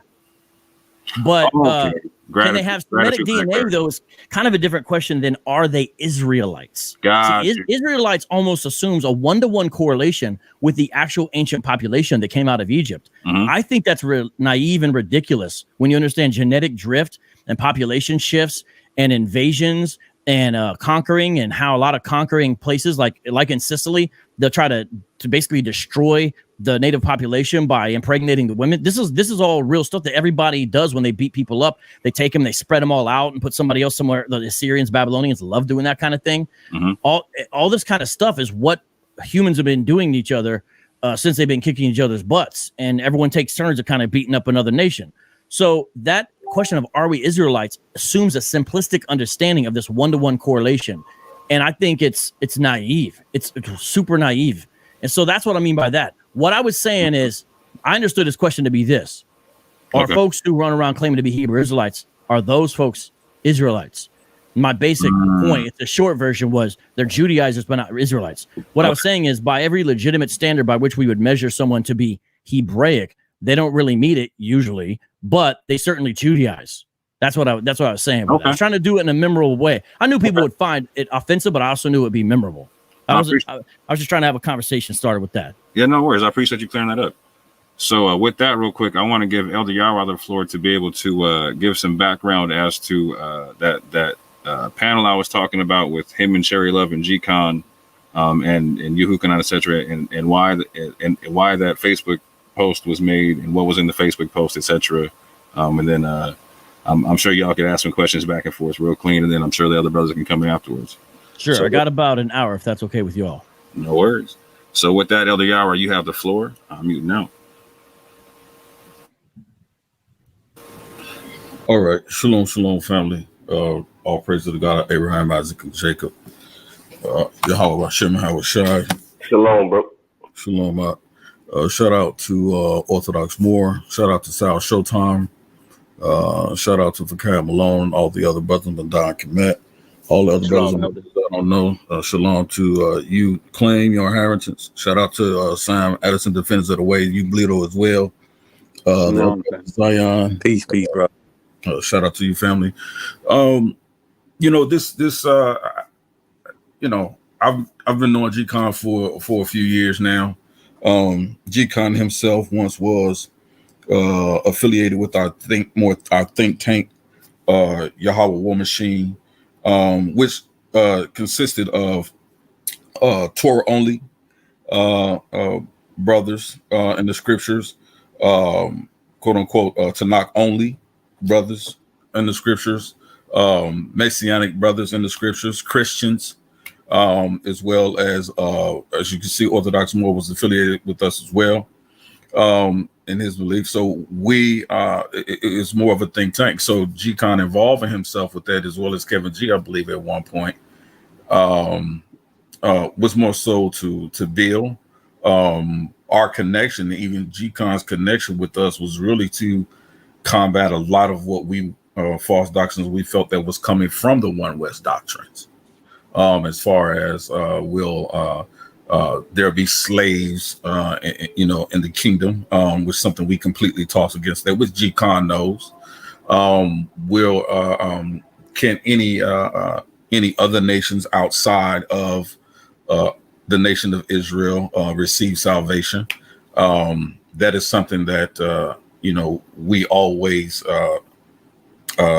taught that in regards to Isaiah chapter 56. It tells us that all nations and foreigners and strangers that join themselves to the law will have a name as great as the sons and daughters of Israel. So we always kept that teaching and that paradigm. So a lot of the stuff that we hear, that's been going on for the last couple of days, the false claims and the false narratives, about what we actually teach or don't teach, was never bought out. So I just felt it was quite a bit disingenuous, in regards to a lot of things G-KON was saying. But let me move forward to Moore's question. So during in regards to his Facebook post he posted a couple of days ago. Now, I had asked G-KON before, there was some members of the Yahweh War Machine that he once called his brothers and he was once affiliated with. That's pretty much G-KON's MO. Once he gets his feathers ruffled, then he bounces around. I'm sure you experienced that with him as well. Nah, G-KON's a loyal friend. No, well, he wasn't always, because we have had conversations where he told us why he had to leave the Shield Squad, because he disagreed with you. So this is what I'm talking about. It was not because he disagreed with me. If it was because he disagreed with, I'm just saying, if it was, I don't want you to talk grimy about G-KON is all. Well, if it was because he disagreed with me, he never told me that. Hold on, okay, you can correct him when he's done building record. Yeah. So let me get yeah. I know what I know. So I mean, that's not to argue with that. I've had that conversation with him directly. So when we talk about these different things, he made a post that he was upset that the Black Hebrew Israelites and the Black Christians, I believe that's what he was referring to, the Black Christian panels were blackballing him. And he was upset about it because he lets everyone, he always invites people on his panels, but they weren't letting him on his panels. And, he was, planning something, because of it. He wasn't too happy with that. So I said to him, and I posted to many of the brothers in the chat, and you read it as well. I said, the problem is, if you really want to know, is that every time you go around and you're dealing with the Black Hebrew Israelite camps, which is our brothers, is that the problem is that you're bringing this antagonizer with you, this person who's antagonistic to their faith, to their belief, which would be VOCAB Malone. And I said the issue is that in this particular climate, it's not really a wise thing to do. No one wants to be antagonized by someone because they don't necessarily see you attacking their faith, but they see you attacking them because they are Black men and Black women. And what we never see, right, is what I expressed to Gcon, is any video of Gcon posting how he's dealing with those, Mormons that I'm sure he doesn't, have the same background with as far as faith. We don't see him attacking any Calvinists that I know he's had issues with. We don't see that on videos they have, in the time when he's doing it. We don't see him attacking the Catholic Church, that's paid out billions of dollars in pedophilia cases and child rape cases. A lot of them were in Black communities. We don't hear that, but we constantly hear that it's more detrimental to the whole society of African Americans, whether or not someone is teaching a quote unquote Black Hebrew Israelite paradigm. And I don't agree with everything my brothers teach, but those are still yet my brothers, right? And so when I made that post to Gcon, and I said to him, he said, well, there are many panels that I can go on. He said, one of the panels that I can go on is VOCAB Malone. So it is Gcon who initially invoked this brother's name, not myself. It's in black and white, it's in writing. And so I said, well, the issue is that the issue is that, that's part of the problem. It's just what I said. And so instead of you trying to reconcile with these brothers, you immediately say, well, I can go to the white guy's channel. And that's how they look at it. And then he doesn't understand why he's feel like he's being blackballed. And so, and then in the exchange, I think you replied to it, one or two exchanges. And I said, listen, I know a person who's racist when I see one. Now, when I say racist, do I think you're out here lynching Black people? Or if you've ever done that? Do I think that, you'll run over a Black person in your car? Do I think VOCAB Malone is a male Karen? You know what I mean? I don't think you may not be at that point, but I do think there's an issue with you in white fragility, because your rhetoric tells us this.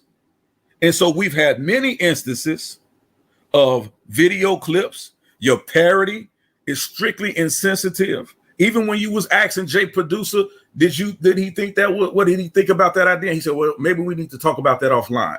See, even he recognized it. And it's not whether or not you understand it, but we recognize it before you, because you haven't walked in our shoes and you never will. And so then when you come to us, you don't ask. I doubt if you've ever asked any Ashkenazi Jew or Sephardic Jew of European ancestry, hey, before you tell me you're a Jew, you got to prove to me who your forefathers are. I want you to bring someone on that panel that you've ever asked that question to. Prove that to us. But it's not an issue for you to address us that way. And when I say us, I mean Black people. Black people.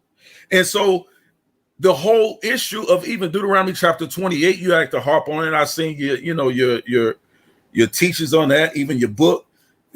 Listen, man, it's not even a salvific issue. It's not even a salvific issue whether or not someone claims to be red, purple, green, or blue. It matters not to salvation. So you to completely harp on that is disingenuous in the fact that when the scripture teaches us there are many the Mashiach says there are many who will call me Lord, Lord, but he say, depart from me not, I never knew you. But then when we read, not to cut you, Yarah, I feel like we're jumping out of the scope of yeah, I'm gonna bring it right back. Okay. But when we read Romans chapter 10, and he says the issue of salvation, if you confess with your mouth and believe in your heart that YHWH died for your sins, he rose again, and now that he's sitting at the right hand of the Father, they don't say you YHWH. confess that, and you believe that. Listen, you want to argue with me whether or not you agree with the language, but you understand who I'm saying. And if you want to say that your argument with Black Hebrew Israelites is that they don't like to use the term Jesus, I don't know why you need to change the words of the Bible. Listen, listen. What I'm saying, you understand exactly what I'm saying. Yeah, but I'm correcting you. No, you're not correcting. Yeah, I am correcting you. Look, I listened to you for a while. Once you start misquoting scripture, then we gotta stop. See, that's the problem with white fragility. You can't. I'm not fragile at all. Hey, let me tell you something, Elder Yarah. I've been real chill. I've been real chill. Hold on, real quick. I'm gonna bring both y'all back in real quick. So Yarah, you got to speak for a quick second, right? So you said a lot there for him to respond to. So I'm gonna bring vocab. I'm gonna bring you both back in. Vocab's gonna respond, and then when he's done responding, then you can go into like a one-on-one back and forth. Okay. I want a one-on-one back and forth. I don't like monologues. I think it's weak. I don't have white fragility. I'll go in any place and be on any panel if they'll have me. If not, then I'll just keep it moving. So if you want to, I don't sit around offended. I don't know if you guys have noticed. I put up with some crazy. I'm talking to Elder Yarah. I put up with some crazy stuff. People saying some crazy stuff. Ain't nothing fragile. I'm not concerned about it. That's what you want to say, and I think part of it is I can be super chill. I don't think you understand how pleasant these discussions could be and how logical and rational they could be. But such a high percentage of people involved in this religion are all twisted. And so they think any disagreement with their doctrine is some kind of personal attack. So they can't stay on topic. And they talk about all this stuff. And Elder Yarah's monologue was a perfect example of what I'm talking about. And so I'd be very willing to go back and forth. I don't think he could give short answers, though, and have a good one. But it could be very interesting. But, he could put whatever on me. But I'll go wherever. But I'm not going to wilt away. If a person is respectful, I'll be super respectful. But if they're going to get amped, then I could go there with them, because I understand people won't hear you. They won't hear you unless you're assertive in these situations where people just want to kind of roll you over. So Elder Yarah. So hold on real quick. So what do you say these charges of racism? Because I'm not going into the one-on-one just yet. Well, we'll go there, but I know some other people wanted that. If we're going to open it up, we're going to open it up to everyone real quick so they can all ask their question. All right, sure. So, but real quick before we do that, he made specific charges about racism, etc. So, what are your responses to that? And then we can get into. I think Bleedo had a question. I know my man Claim had a question, and anyone else after that. And I know Sam definitely had a question. When you make charges like that, you got to have evidence. The man literally said, "I know a racist when I see one. I know a racist when I hear one." Well, okay, if that's what you've got, but when people say these things, it's rare to actually have evidence. I know who I am, where I've been, and who I've known. I know all that, so I'm confident and secure in that, and that's why I can handle those accusations all day. I knew the minute I got involved with this stuff, there was going to be a lot of people like Yarah who would never want to make the issues the actual issues. They would want to make the issue me. Yarah is exactly what I'm talking about. The only surprise I had, and there's exceptions, is how many people were that way. I was surprised at how many people could not stop making about someone else or myself instead of the actual issues on the table. To me, I'm gonna be very honest. Is that not what you do with the Israelites? I think it's a very immature and not masking a way to deal with problems instead of dealing with them head on and speaking about it directly man to man, to talk about all these other things, to talk about the way a person's look, talk about their family, talk about, I feel this, I sense this, all that kind of stuff or why don't you do this? Why don't we just talk man to man about the issues between us? That's what I would like to see more and more. I just don't see that very much. What did Redeem say? I didn't hear you, sir. Hold on. Can I speak? Is that not what you do? Real quick. Yarah, what we're going to do is I'm going to bring in some people. Not sure what he means. Hold on, real quick. Yarah, what I'm going to do is I'm going to bring in some people who've been waiting to ask for questions that were here before you on the panel. And then when they're done, I'm going to bring you back in for a one-on-one with them. And then y'all can mix it up that way. I'll clear the YouTube. So real quick, I think Claim was going, then I'll give it to Bleedo, and then Sam after that. Yeah, for that last portion, I said, is that not what you do with Israelites? And I want to respond about the accusation about how we treat Gcon is based on, it's kind of partially because of you, but I disagree with that. Well, it's not only. I never would say it's only because of me. Gcon is his own. Well, I think he would say that partially. I mean, Gcon was doing this stuff in the underground channels when I was in a different place doing different stuff. So he was, and Gcon has always been that gadfly. So that's how Gcon rolls. That's one thing I love about him.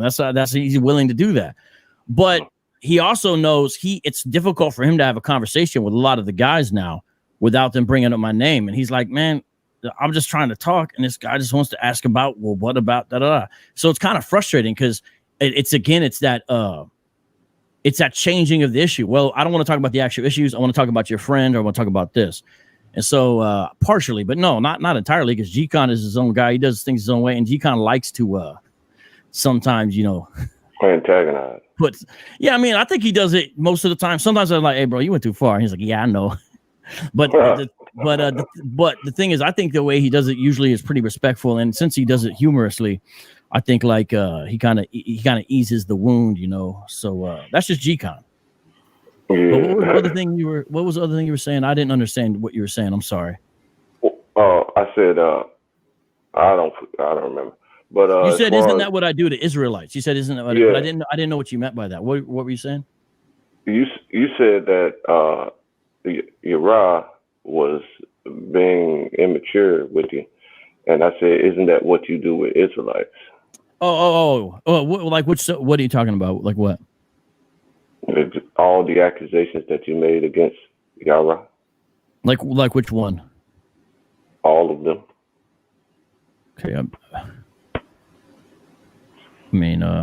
I said YHWH wasn't in Romans. Do you think YHWH is the word in Romans?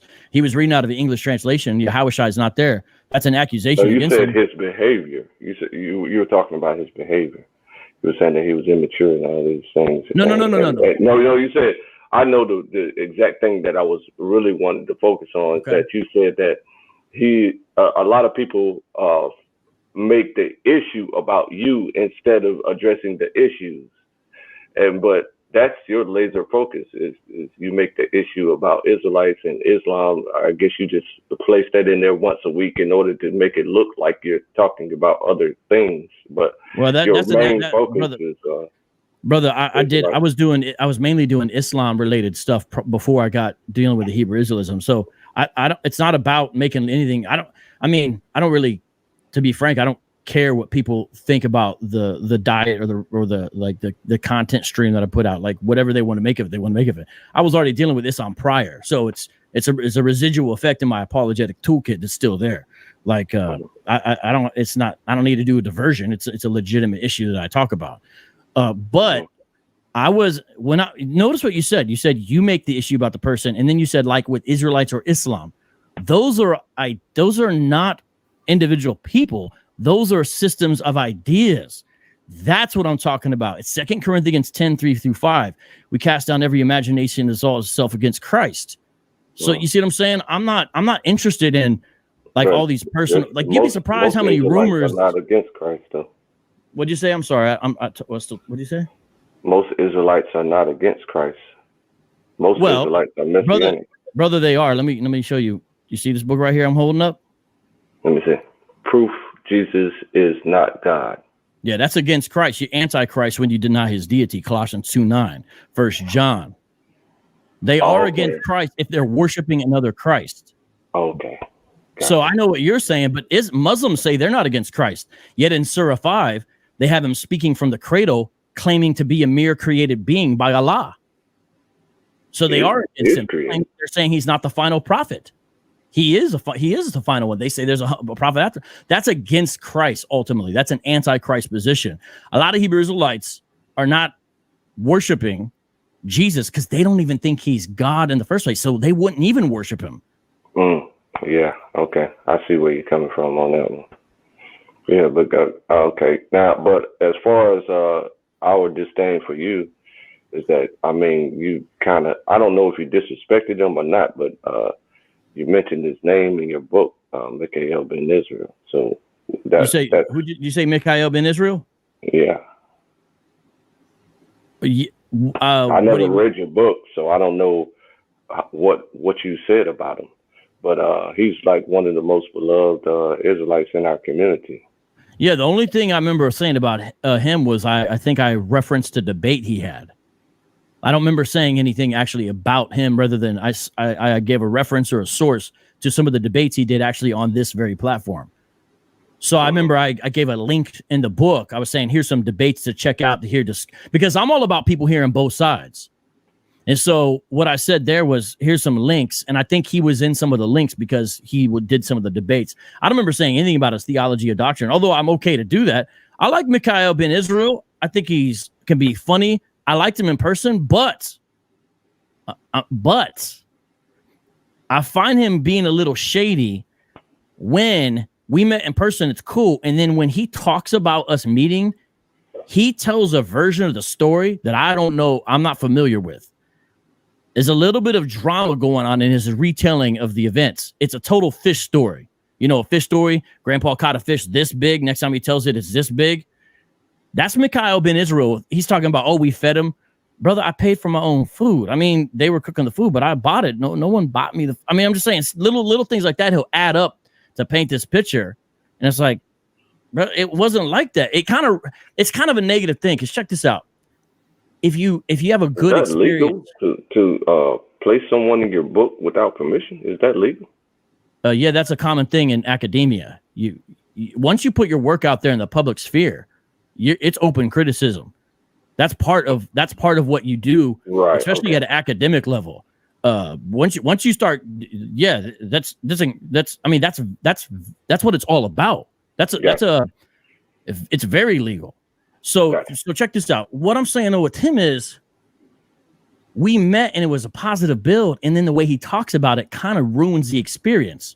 It's like we could have built and go from there, but then he'd be making up stuff. Oh, and he was up there preaching. I could hear a fart.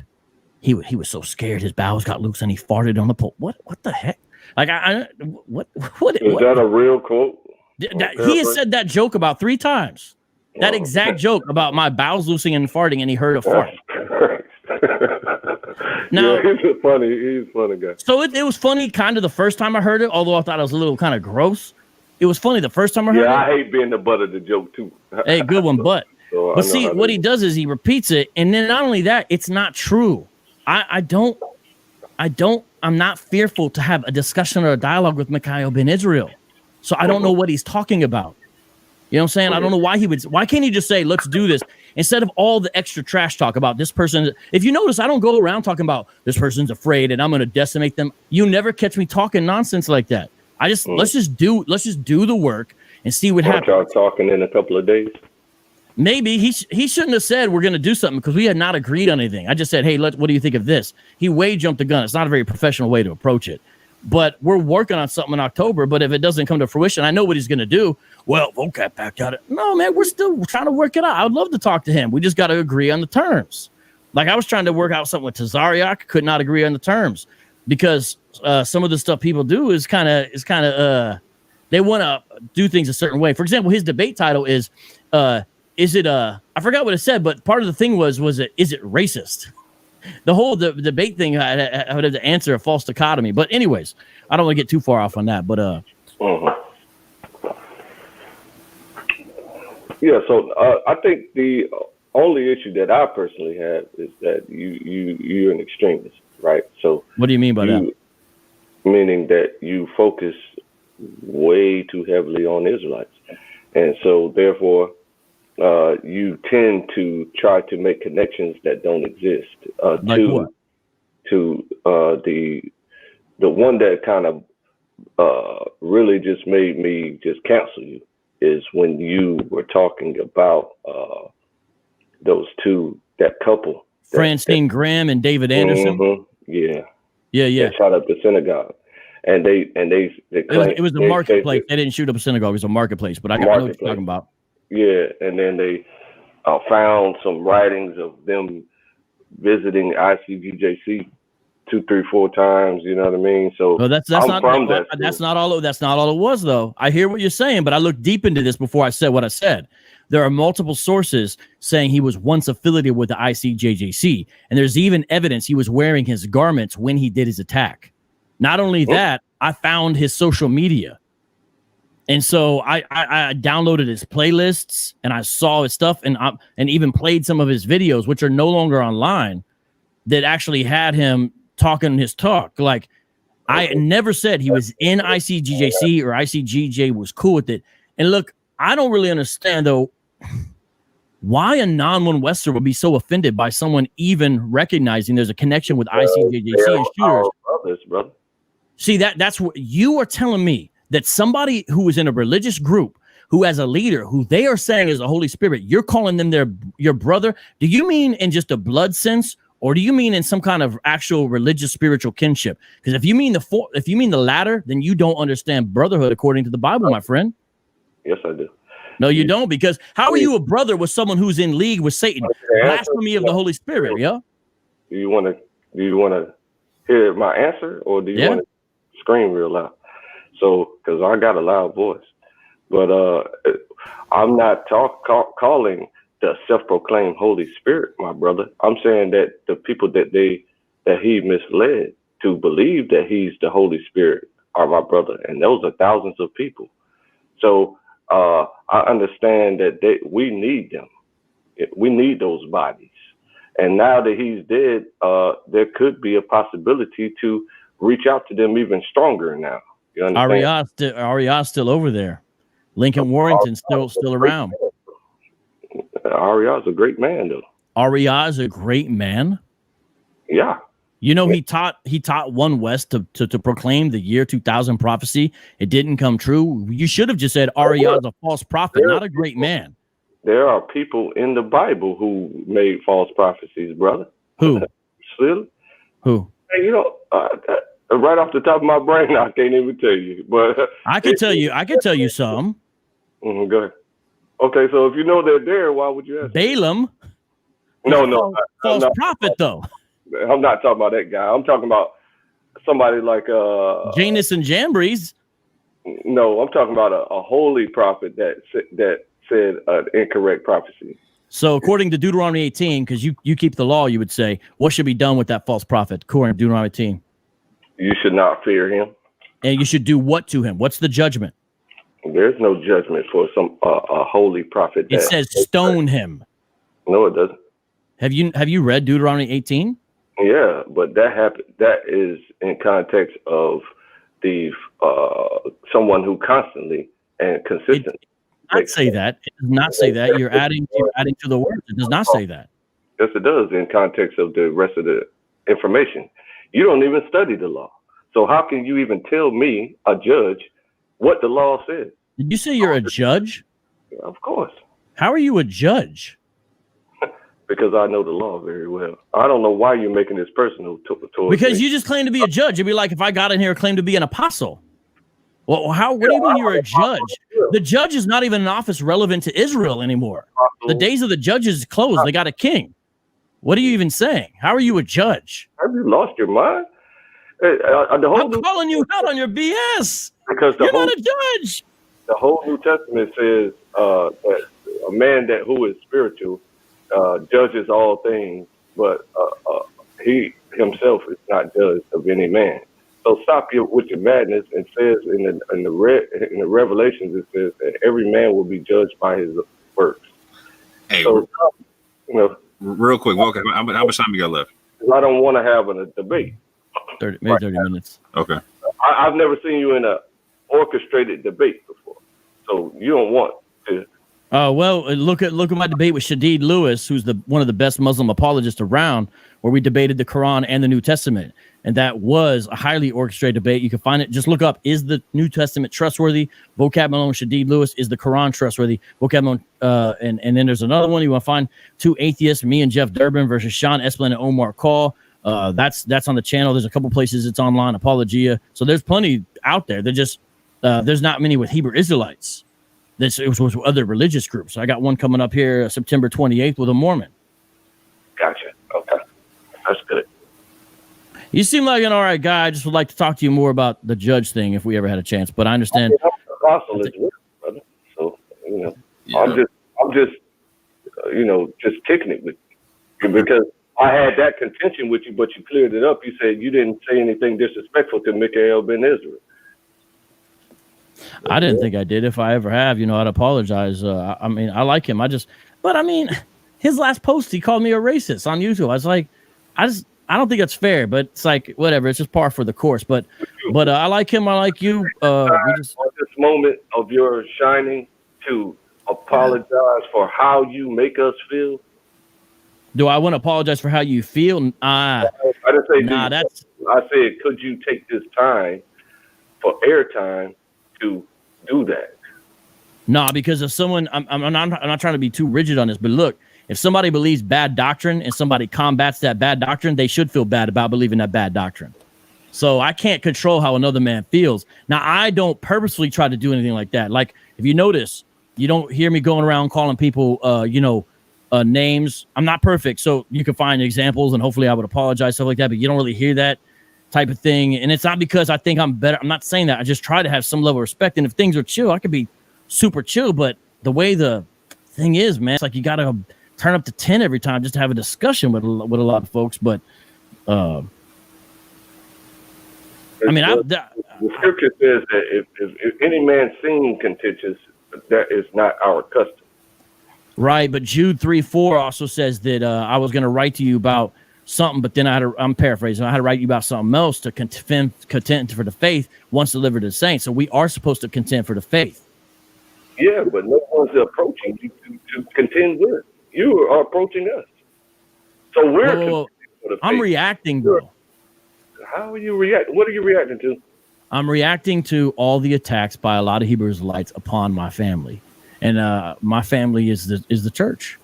And so when I see them mocking the church, talking about Pastor Porkchop and talking about loud black women in the church and coming after people and making fun of them. And every camp session is your pastor wouldn't tell you this because he's a liar, stealing money, having sex with your wife, but we'll tell you this. It's hard to find a Hebrew Israelite video without kind of rhetoric. You just go on Nathaniel Ben Israel's Twitter right now. He can't stop talking about TD Jakes. Now, TD Jakes has got some problems in his own way, so I'm not necessarily caping for him. I'm just making the point that a lot of the Hebrew Israelites are steady talking about the Christian church. And then the second some little old guy with a couple other little old guys and, homegirl on the south side of Chicago and a couple of us get together and make some videos about Hebrew Israelites, all of a sudden it becomes like, why are you persecuting me? It's like... Yeah, with that, I'm gonna let it claim with the last word, then we're gonna move on to Brother Sam right quick. All right. Couple quick. I wanted to make an observation here. I see that you have a lot of issues that you say with the Israelite community and with their logically fallacious behaviors and ad homs and things of that nature. But I don't actually see you addressing those types of behavior from your peers. Biblically, that would be called respect of persons, Old and New Testament. So that's my major issue that I have with you. Case in point, in the room earlier, was it yesterday? G-KON had his thing, and you have, well, as a matter of fact, right now, if you scroll through these comments, you're going to see a bunch of Christians. Oh, you're the devil. Oh, you're stupid. Oh, Hebrew Israelites are so brain dead. Oh, this and that, and liars and Satan, and it's a cult and all of this. If you guys are a Christian, if you're a Christian, stop talking that way. I don't want that. Don't help nobody, and that's not cool. So if you're a Christian and you're saying that stuff in the comments, apologize, get timed out, come back with a new mind and a new spirit, or just like Mama used to say, if you ain't got nothing good to say. You say cult often as well, though. All right, cool. So now I just want you to keep that. It's rare that I say cult. It's rare I say that. To me, the word cult doesn't accomplish a lot of work because it's almost equivalent of booing. You know, oh, it's a cult, bad. Well, we got to actually discuss the issues. He used to call the early Christians a cult. So just saying a cult doesn't really accomplish much. It's rare that you'll hear me use. Occasionally, I will. I'll give you an example. With the strong cultic behavior of like Pastor Dow, that's an example where it's at least cultic. The more you learn about Dow and what he does over there in Tennessee, I think we can say that's cultic like behavior. But there's a lot of Hebrew Israelites who aren't involved. There's Hebrew Israelites who don't get involved with camps because they know they're kind of cultic. But again, cultic doesn't actually prove whether something's right or wrong. So you don't. But you don't hear me using that term a lot. Here's the thing, though. You have cults, a lot of cults in Christendom. And you've had that since the beginning of Christendom in the 2nd century. So, but your energy is not toward dealing with the cultic behaviors in your own camp. It's trying to take the mote out of someone else's eye of what you perceive to be a mote. And aren't you a Christian? Say what? Don't you consider yourself a Christian? No, I'm not a Christian. Then why is it defenders of the way? The way is not Christian. In the Bible, it says they were called the followers of the way.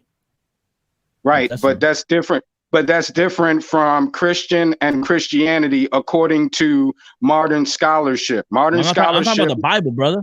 Doesn't First Peter say if you suffer as a Christian, are you a Christian according to First Peter?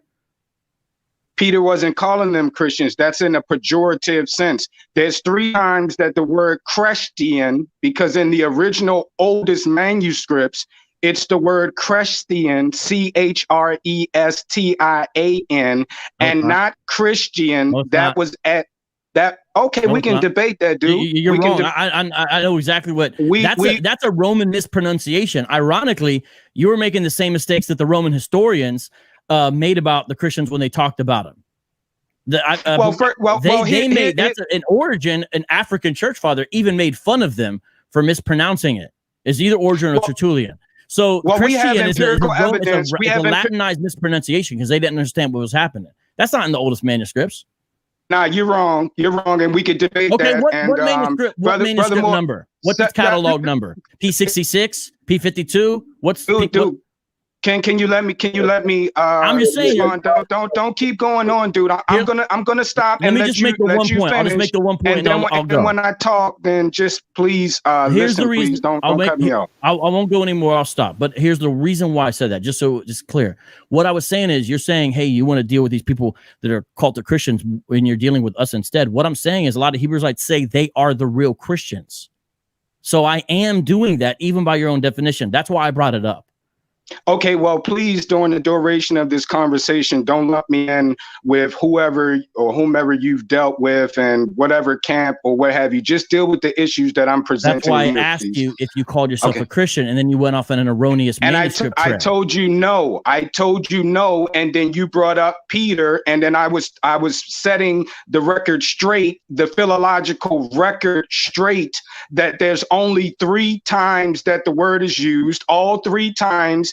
Whether you say it's Christian, which it is in the oldest text, it was later changed, which we have evidence of that, primary, secondary, and tertiary sources. No, we don't. So you're just using big words. You're actually incorrect. You can say, can you stop cutting me off? I'm just saying, bro, I'm going to challenge your claims. Can you stop cutting me off? Can you stop cutting me off? Can you stop making false claims? Listen, we don't have to go back and forth. We can debate it. All you got to do is say I'm right now, we can get to the business. We're debating it right now. No, we're not. But anyway, let me finish my point without you cutting off. You just complained about Hebrews doing that to you, and you are doing the exact same thing that you say Hebrews do to you. Now, if you can, the spirit of the prophet is subject to the prophet. So says your God, Paul. Right? Excuse me? What did you just say? So says your God, Paul. That's God, Paul? Yes, Paul. Yes. That is blasphemous for you to say that. Oh, it's black. Do you guys hear that? Now, Paul You were is the saying most high. I worship a He's man. the word of God. So to say that he follows Paul, no, that's not what you said. You said my God, eisegetical Paul. misinterpretations of Paul is blasphemy. See these guys? Okay, but anyway, that brings me to my next point. My next point is another thing to be wrong on. There's no, okay, well, you can talk all of that all you want. Now, you should know better that those are logical fallacies. You're just making statements and contradictions for which you have no evidence of. So now, you got the floor, Sam. Go ahead. Okay, right. So now, my next issue is that the whole God thing, Yahusha being Yahuwah or Jesus being God. You just made that a soteriological issue, a salvific issue, and that's false. There's nowhere Colossians 2:9 does not say if you don't believe that Jesus is God, then you are not saved, you are lost. That's called eisegesis. In other words, you impose your presuppositions, your theology on the text, and it doesn't say that. And that's the consistent problem of that with you Christian and Christian apologists. Major problem, major problem. That's an example of you throwing out Colossians 2:9, like folk won't actually look up the text and go there. It just says the Godhead or the divine nature was in the body of Christ. That's all it says. It doesn't say that you must believe that he is God. Now, first of all, you have to understand and identify people's concept of God. What does God even mean? What does the title God even mean? So that's a whole conversation for a different day. So for you Christian folk that claim this is that superiority complex that y'all think y'all have and being condescending with your inconsistent doctrines. Inconsistent.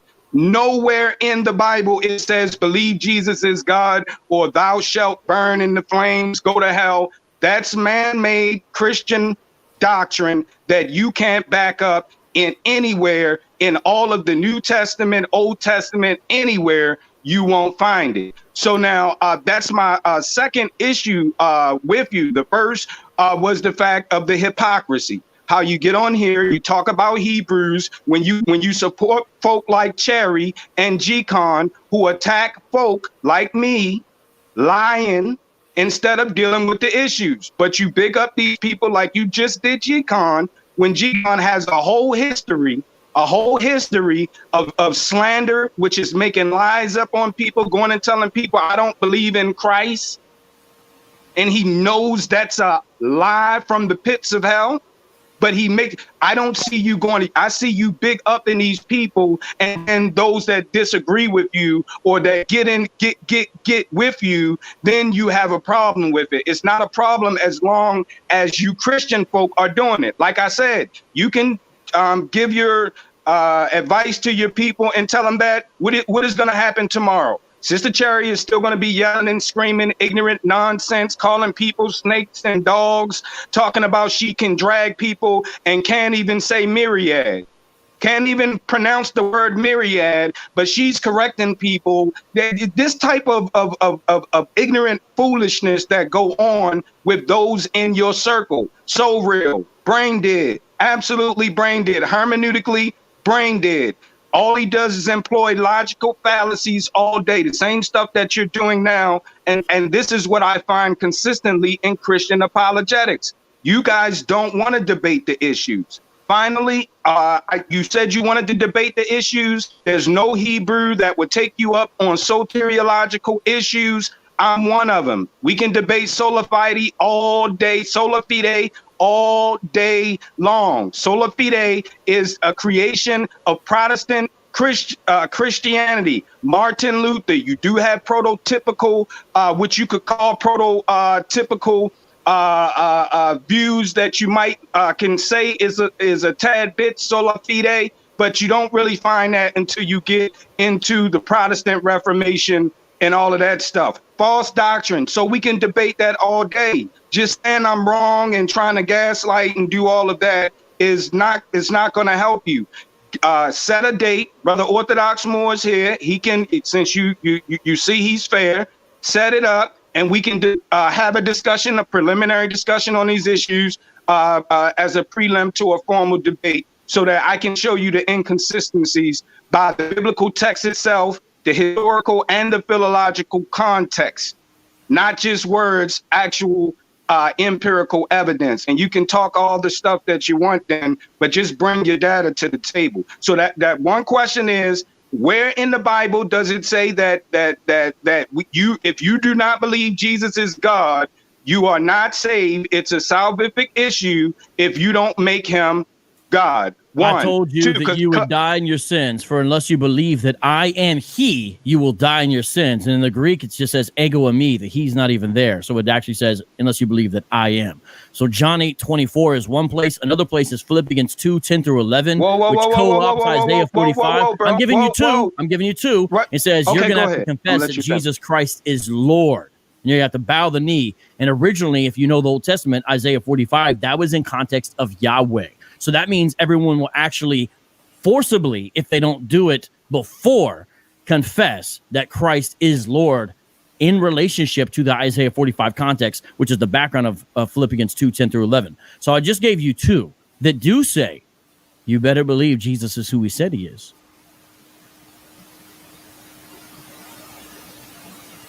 You want to retort, Sam? Nah, I'm still here. I think vocab went out though. I just stopped talking. He stopped. Okay, cool. All right. So now your first verse there in John is quote that text for me again. John 8:24. I told John you. John 8:24. Except ye believe that I am he, ye shall die in your sins. Mm-hmm. You know what that is when you take it back when you precept that and take it back to the text? That's Deuteronomy chapter number 18. A prophet from among you, which from among you shall Yahuwah Eloheinu, the Lord your God, raise up from among you. You hear him, and if you don't, your sin will not be remitted. I'm paraphrasing. I paraphrased that last part. If you don't, your sins. That's Deuteronomy chapter number 18. This is what Christ is saying in Yehukanan of John. The 8th chapter. This is the proper exegesis, not eisegesis of the text. God is nowhere, theos is nowhere in that text. And just like you just admitted, you don't see theos nowhere there. And so your ego eimi and making a conclusion that text is talking about deification of Yahusha is just pure eisegetical misinterpretations of the text. Now, what's that next text that you said? Hold on. So who's the light of the world? What does that have to do with what we're talking about? That's called a red herring. No, it's not. John, it's called a red herring. No, we're not talking about the light of the world. No, stop. We're talking about whether Jesus is God, and you finding a text in the Bible that says Jesus is God. Hold on, Sam. He's explaining the point. The reason I asked you that is because I was looking at the actual context of the 8th chapter of John. If you look at the discourse, Jesus begins by saying, I am the light of the world. You're trying to make it like Jesus is saying merely he's a prophet. I am showing you from the context of the passage. And after this, we can go all the way down to verse 58, and it's going to get real tense for you. He says, I am the light of the world. And that's why I asked you, who is the light of the world?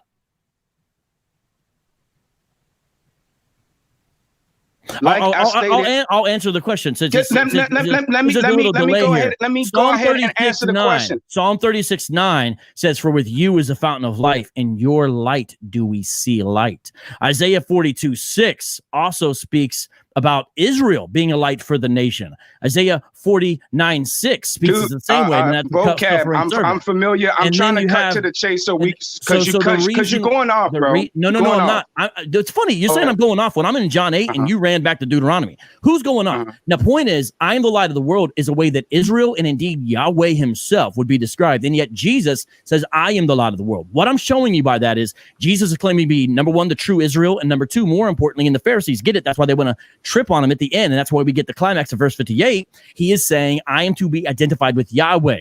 So I asked you again, who is the light of the world? False. Which prophet claimed to be the light of the world? Who's the light of the world? Is it not Yahweh?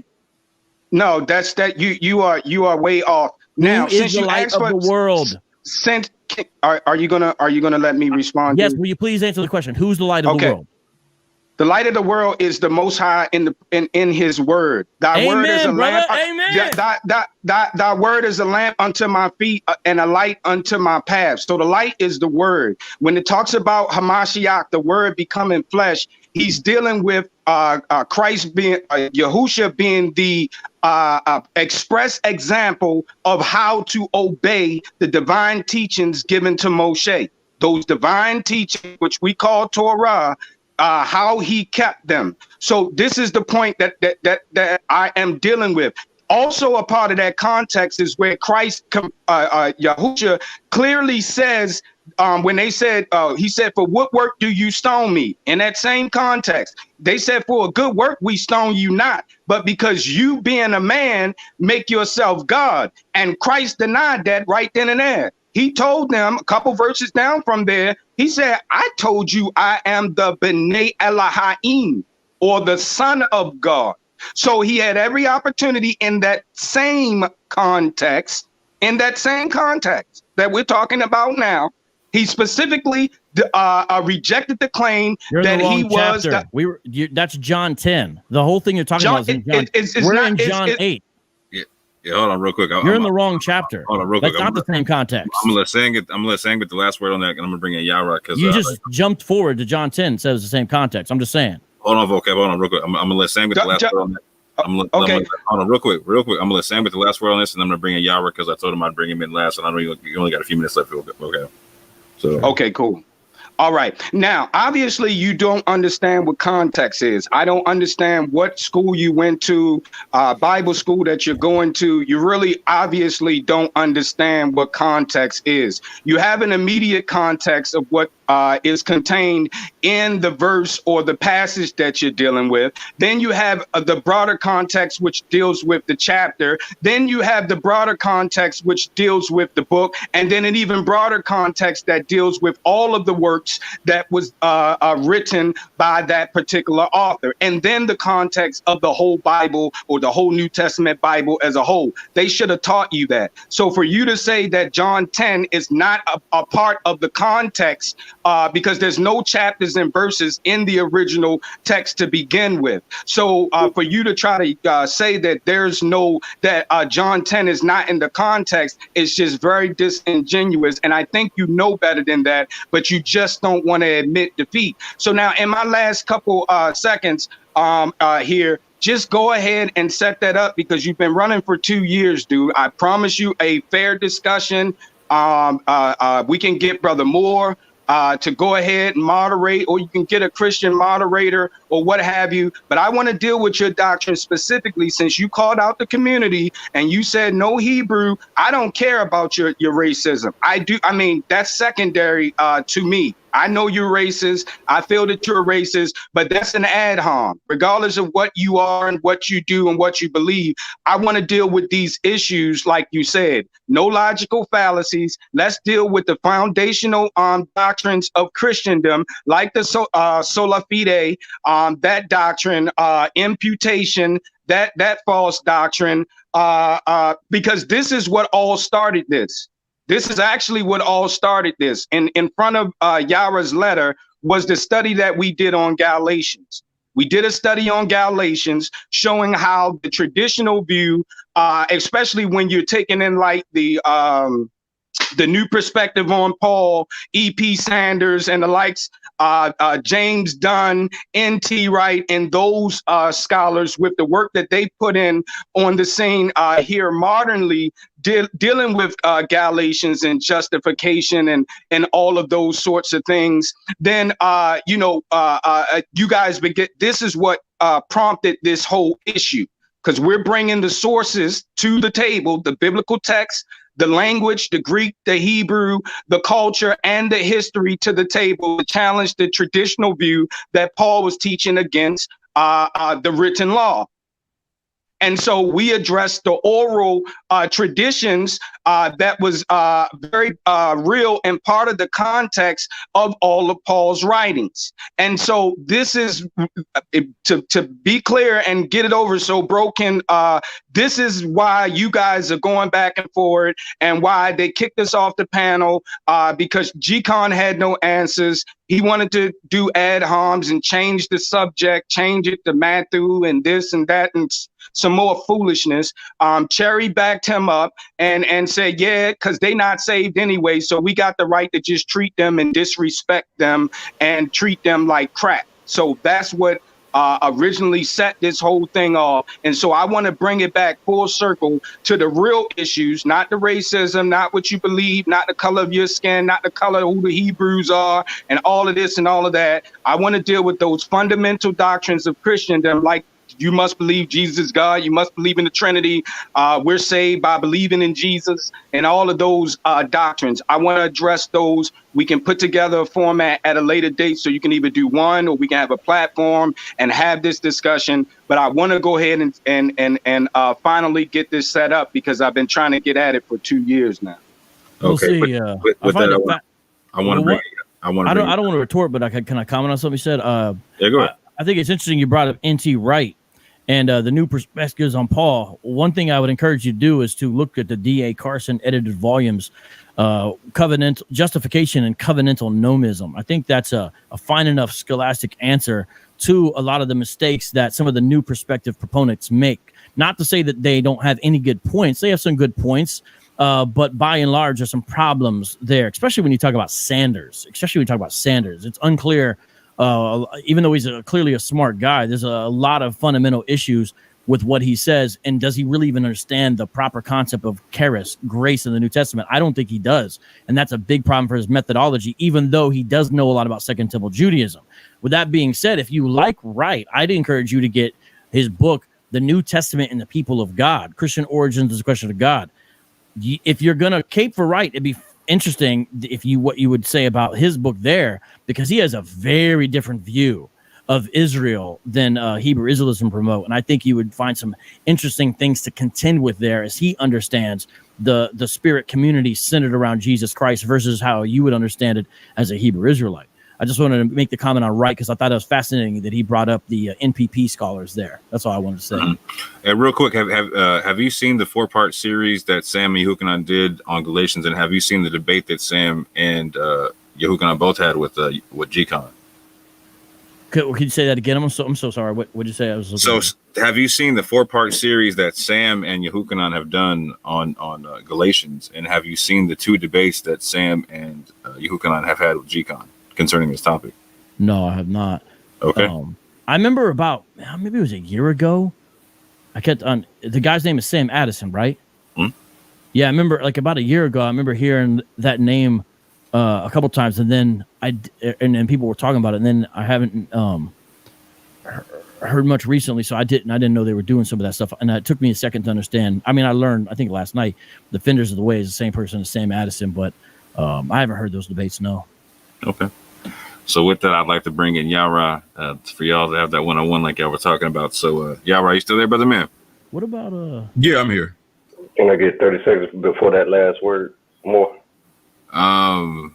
Give it to him more. Let me have 30 seconds. Are you going to ask me what you actually asked me in the live chat?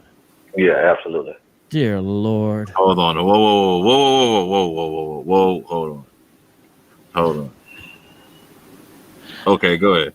Dear Lord. Okay, so yeah, I meant to tell you before you dismiss yourself, you gave yourself an hour, I suppose, that you got to donate to Soleimani, Soleimani, $1,000, and donate to my reparations cause, $10,000. That's at Black Redeem Me. Because you're on an apology tour, even though you didn't apologize today.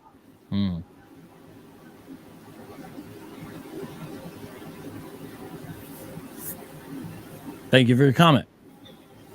That's not a comment, it's a request. It's kind of similar to a command. All right. So I thought you were Israel of God. You're starting to sound like a one Wester. Oh, no, I'm not IOG. I know found out my nationality from ICGJ. Oh, that's why you were upset that I made.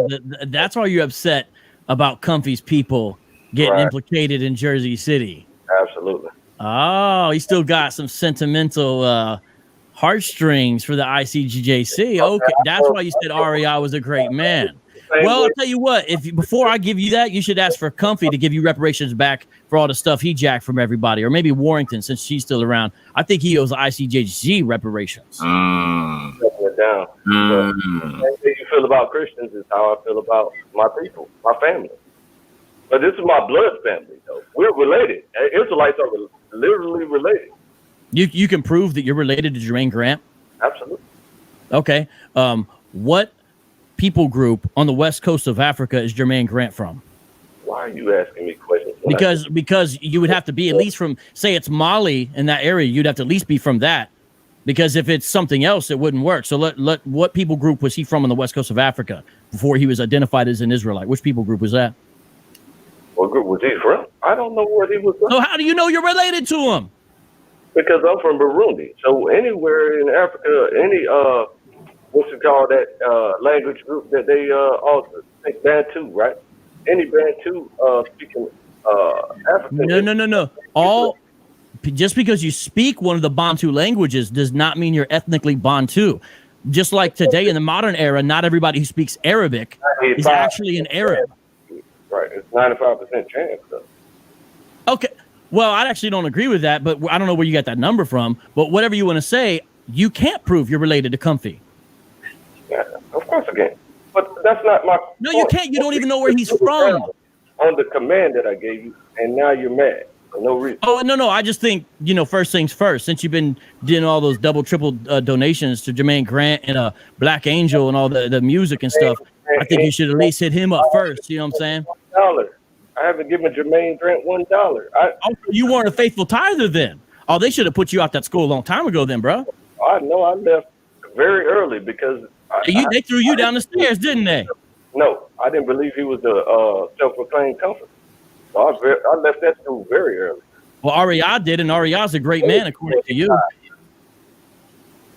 Yeah, that's correct. So this has been a real long 30 seconds claim. No, I mean, he keeps engaging me for no reason. I gave him a direct order. He dismissed it. Right. Got you. Deal with the consequence. Yeah. Oh, I didn't dismiss it. I appreciate you. If you don't have to obey if you don't have to obey the Holy Spirit to give tithes, I don't have to obey you to give to reparations. He was the Holy Spirit, though, bro. I mean, if the Holy Spirit's telling you, you better, like I said, you better go see Black Angel first. Yeah. So with that, I'm gonna bring in Black Icon. So with that, I'm gonna bring in Elder Yarah because I know vocab's time is running thin. So come on in, Elder. Yeah, I'm here. It's I always find it strange when we have guys, and I'm speaking directly to you, vocab, that when we have people who of other races, especially some white people, right? Because you try to make it say that it's always personal with you. People always make it personal with you when all you want to talk about is bad ideas and bad theology. Well, the fact that you feel like it is your calling to address Black Hebrew Israelites in a certain way, that is a bad idea.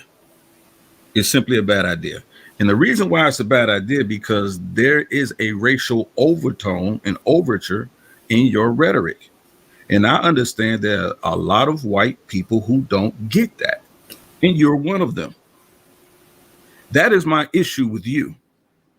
You simply dismiss the fact that instead of you simply trying to get to know the people that you hear on these street corners, you don't know their backgrounds, you don't know the situations that they came from, you don't know how close they are from being on that street corner versus breaking in someone else's house or doing something illegal, but they're standing there, whether or not you agree or disagree that that their doctrine is fallacious or not.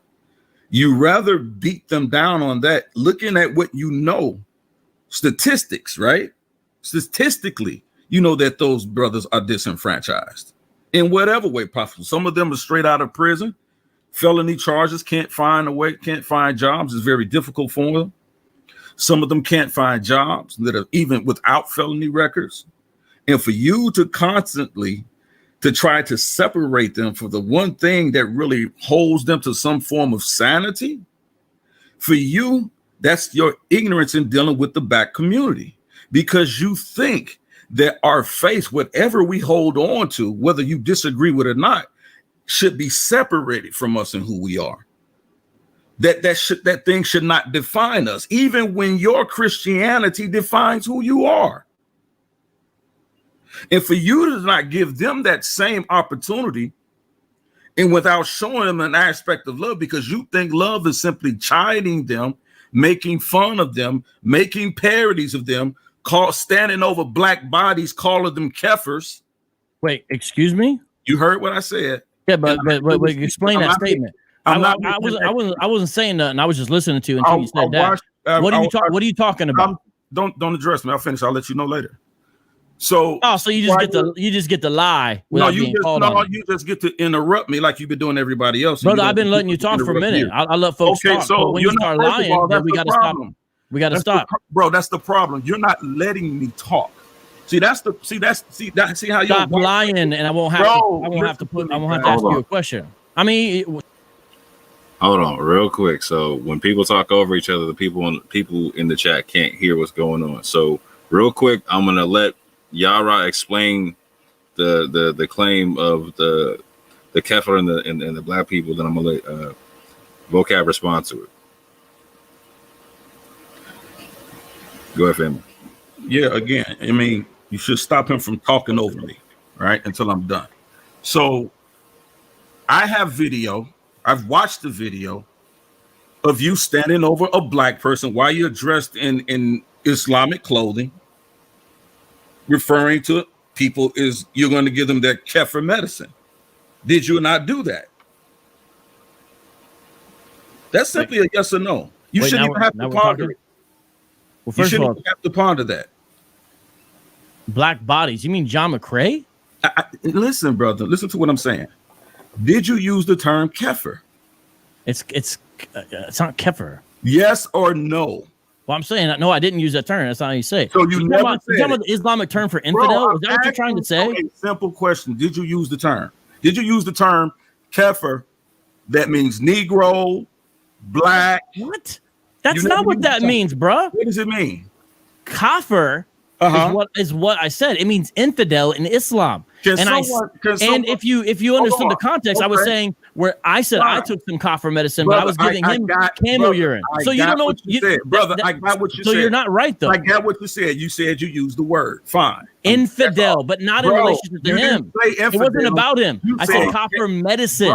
He was a fellow Muslim in the skit. Are you gonna stop him from talking over me? He was a fellow Muslim in the skit. Real quick. So I'm as the only Muslim on the panel. I'm fully aware of this skit that you're talking about, and so just to clarify, in Arabic, he was saying the term kafir. He was not saying that the South African term like that. Well, we're going to see what the South African term and the etymology of that word.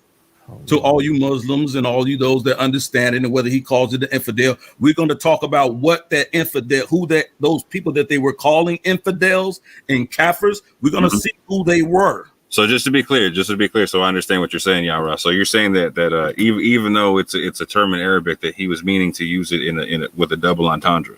Is that what you're saying? He used it. It wasn't towards John. It doesn't matter. John was a fellow Muslim. Hold on, real quick.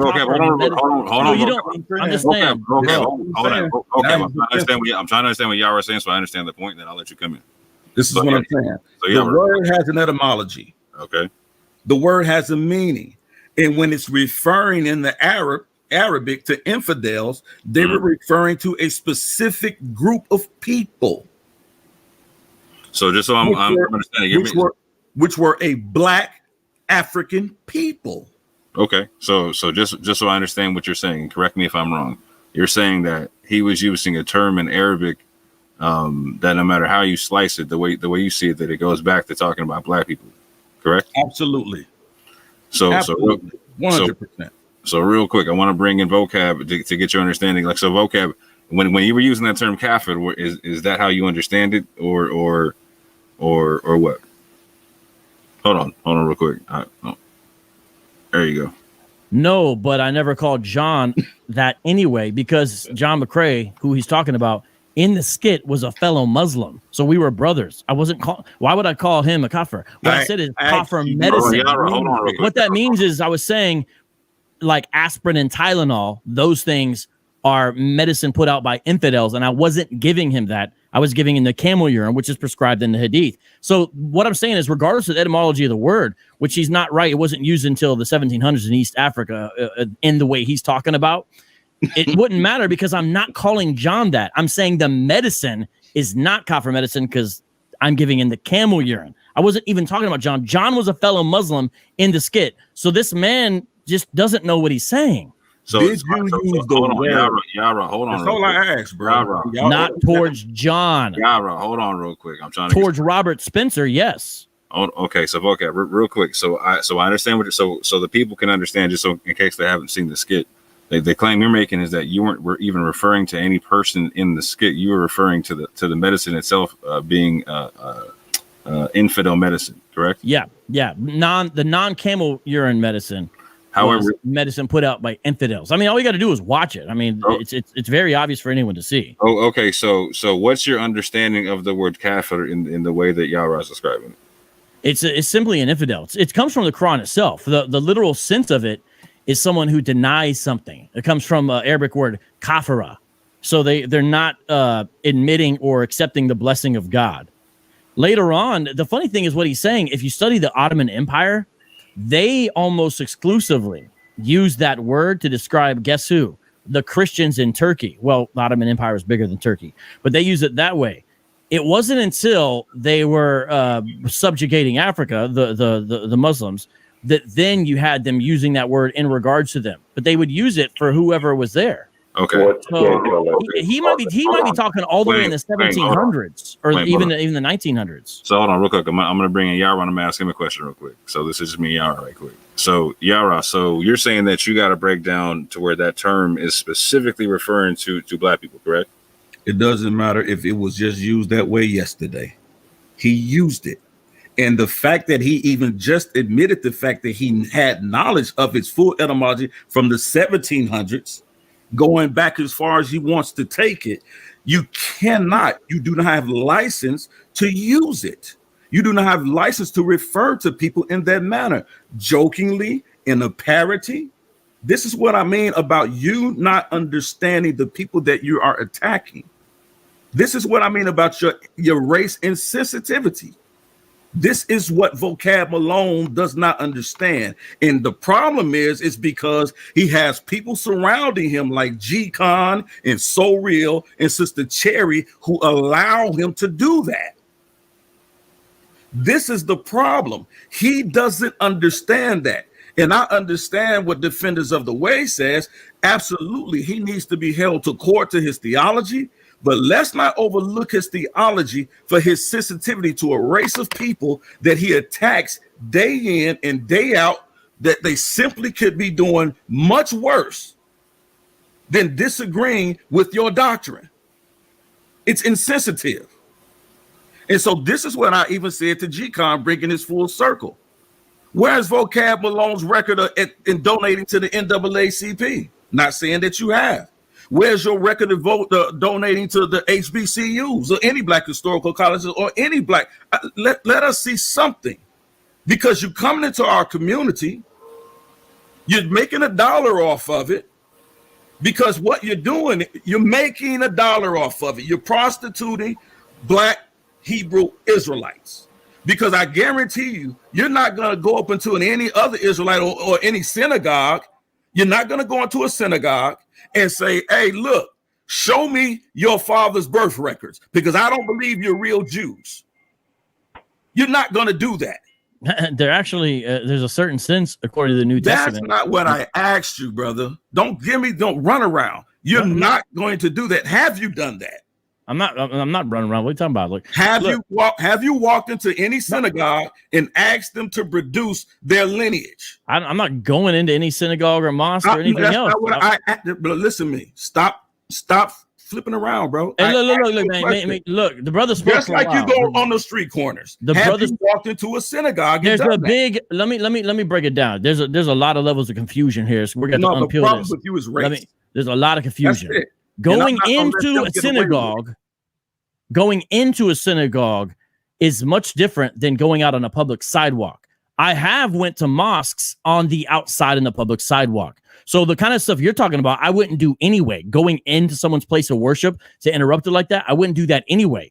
Out on the public sidewalk is much different. So yes, I would do that. Now you show me where the group of Sephardic Jews are posted up, reading from the Torah, talking about you guys are going to be our slaves in the kingdom and all of that. And then we might need to go talk to those guys. But when I walk down the street or when I jump in the car and look over in the corner, I see the Hebrew Israelites out there. Now, look, all you're doing, Yarah, is whataboutism. Instead of dealing with the issues, why are you obsessed with white Jews? Why are you obsessed with black ones? Why are you obsessed with them? Why are you obsessed with black ones? Because you're obsessed with your so-called ethnic identity. That's why. With black Jews? Because you idolatrize. Why are you obsessed with black Hebrew Israelites? Maybe you you act like you haven't walked down the street before and never seen an Ashkenazi Jew. I'm not talking about usually Jews. You keep trying to make that distinction on the slide. I'm asking you. Who is this guy? This dude don't know that. Aren't you supposed to be one of the older gentlemen? Have you ever stopped an Ashkenazi Jew on the street and asked them? Let me tell you what I've done. To produce their forefathers. Let me tell you what I've done. Please tell me that. I've witnessed the Jews, and you know how I witnessed to them? I share with them the fact that Jesus is the Messiah. Where we usually go. Forefathers were. Dear Lord, I'm asking you. We usually go to ask them to share with me before I minister to you. We usually go to Isaiah. We usually go to Isaiah 53, and what we do is we debate about who the Messiah is. Okay. We're clearly asking the question: have you asked them about their lineage? The thing is, when I tell a Jew about Jesus, they don't talk about They don't talk about their lineage. No, because they don't bring it up. They bring up who the Messiah is. So guys bring up your lineage. Black Hebrew Israelites don't bring up who their lineage is, then you will accept them as Israelites. What? Is that what you're saying? Lord, look, do you not oh my gosh. Let me walk this down. It's not about what they're bringing up. It's about the focus. And just because you don't bring up something doesn't mean you're of that line. What I'm saying is, if I speak to a Jew, they'll say he wasn't the Messiah. There's no peace in Israel. We start debating that kind of stuff. When I say to a Hebrew Israelite, they need the gospel, they need to embrace Christ in his fullness, they say something like this. Well, this is my book, not yours, so you can't even look at it. You're going to be my servant in the kingdom, or you have to come through me to get through Jesus. They make some response based upon their imagined identity. They don't talk about who the Messiah is. And there it is. I'll give you the exception. I'll give you. It's because of how you respond. Identity. But you're saying you don't. But you're saying there's no possible way. You're saying there's no possible way that a person that can claim to be an Ashkenazi Jew is not making it up. Oh, plenty of them are mistaken. It's irrelevant. Why aren't you making videos saying that, you know what, we don't even know that these people aren't Israelites, these Ashkenazi or Sephardic Jews? You're not making those videos. And how is it not their focus when they go around the world? You're not doing that. And I'm telling you, what you're doing in your witnessing, bro, is relations, fam. And it's racist. Look, fam. Hasn't Yarah hasn't he went a while? I feel like he's kind of went a while. Well, you asked for the back and forth, didn't you? Yeah, but I want a back and forth. The dude doesn't really know how to go back and forth. I've been I've been controlling it back and forth a bit. Check this out, Yarah. There's 1.5 million people, according to the best numbers we have on this, who claim some kind of Hebrew Israelite identity in America. That already is you're gonna have where that's gonna rival just the amount of even Jews in America eventually. I bet you. Like we are dealing with an issue that's much bigger than the numbers. I am not obsessed with white Jews. I'm not obsessed with any modern day Jews. You're obsessed with Black Hebrew Israelites because they fall under the condemnation of Revelation 2:9-9. And I don't mean it how you mean it. I mean it in the sense of it doesn't matter who they claim their ancestor is. They can claim Abraham all day. Hold on. All day, but if they say that it matters that the Black Hebrew Israelites, it matters who they claim. Okay, are you not understanding when I talk? Yeah, but you're just saying it doesn't matter what this group claims about their ancestry, but it does matter what this group claims about their ancestry. Have you ever tried to share the gospel with an Ashkenazi Jew? Absolutely no. No. Okay, so first of all, you're a hypocrite. Number one. Number two, if you do, because I have, let me tell you. How do you know that I'm a hypocrite? Let me tell you what they. But how do you know that I'm a hypocrite? Because you talk about me doing it, you don't even do it yourself. But let me tell you. Listen, I never approached an Ashkenazi Jew. Let me tell you what they generally say, since you're a novice in this area. Here's what they generally say: your Jesus isn't the Messiah anyway. He's a Messiah maybe for you Gentiles. What does that have to do with you questioning their ancestry? Because they're what does it have to do with you questioning their ancestry? Okay, like you do Black Israelite. I'll tell you why. Yeah, hold on. We got your question. You make that a salvific issue with them. No, because their retort, the reason why they reject the gospel is not because of who they think their father is. It's because of who they think Jesus isn't. Hebrew Israelites make the retort of rejecting the gospel based upon some imagined identity. Now, look, this is exactly what I mean. So you keep saying imagined identity. Prove that. What is your proof of that statement? You keep saying that imaginary identity. Where is your proof of that statement? You said earlier no one can prove that. So how are you making that definitive claim that it's imaginary? Okay, what's your evidence that you? No, that's not what I asked you. There you go. That's not what I asked you. There you go. You said earlier no one can make that claim, but yet you keep saying that that's their imaginary identity. Yeah, how can you make that definitive statement? The reason is you have no evidence to be banging on those brothers simply because they claim an identity that you cannot disprove. That's not all they do. Bro, that's not what I'm talking about. All they do. Number two. That's what I'm talking about. All they do. I'm talking about that specific issue. Number two. That specific issue. Number two. Why is it that you question one group's ancestry versus another? Because it's all you bring up. Imaginary, but you never walked up to an Ashkenazi Jew and say, "Hey, you know what? Let's talk about." Hold on. Real quick. Over my hour, and you are totally emotional. Let's slow this down. You're not a nation. Let's slow this down. Like so to clarify, this is why I brought up the issue earlier about the new Jewish population that was found in New Mexico or whatnot, that's being recognized as Jewish by the Jewish the Jewish community and whatnot, right? So I asked you, and correct me if I'm wrong, VOCAB, I asked you if they identified as Israelites, would they be incorrect? You said no, correct? Like that you wouldn't have a problem with that. Each right? person, the thing is, each person, it's different for each person. You know what I'm saying? Each person has a different genetic story and a different oral history that they have to look at. So I don't know. It depends on the person. You know what I'm saying? So it just depends. So with Yarah, so Yarah is a member of the YHWH War Machine. Okay, and so as a former member of that group, as was G-KON, Gcon can affirm the same thing I'm about to tell you. They do not make identity important for salvation or anything of that nature. They only make it important in terms of nation building with each other, until their Messiah brings them home, etc. So is that an ideology that you're against, or or you find adversarial to what you believe? Would you say that the Mexican Jews you're speaking of, do they recognize Jesus as the Messiah come? So I was just talking about the YHWH War Machine, the group that Yarah was a part of, the group that I was a part of, and the group that G-KON was also a part of. I thought you were talking about Mexican Jews. I was just a little while ago, but then I just changed the topic. So you're saying that you're right. I'm asking if you're aware of the belief system of the person you're actually talking to, because the person you're talking to is in a group that G-KON was also in, right? Which I was also in. Me and G-KON are former members of, right? So I'm asking if you're familiar with the belief systems of that group. Of the Yahweh War Machine? Yeah. Nah. All I know is that he's out of pocket when he speaks. He gets stuff wrong all the time. That's all I know about him so far. So he's asking you, because he doesn't. So the Yahweh War Machine does not claim to be a Black Hebrew Israelite group. They even have Christians in the group. as you can affirm by Gcon being a former member thereof. They still have current Christians in the right? So it's not a black Hebrew Israelite concept that they talk about, right?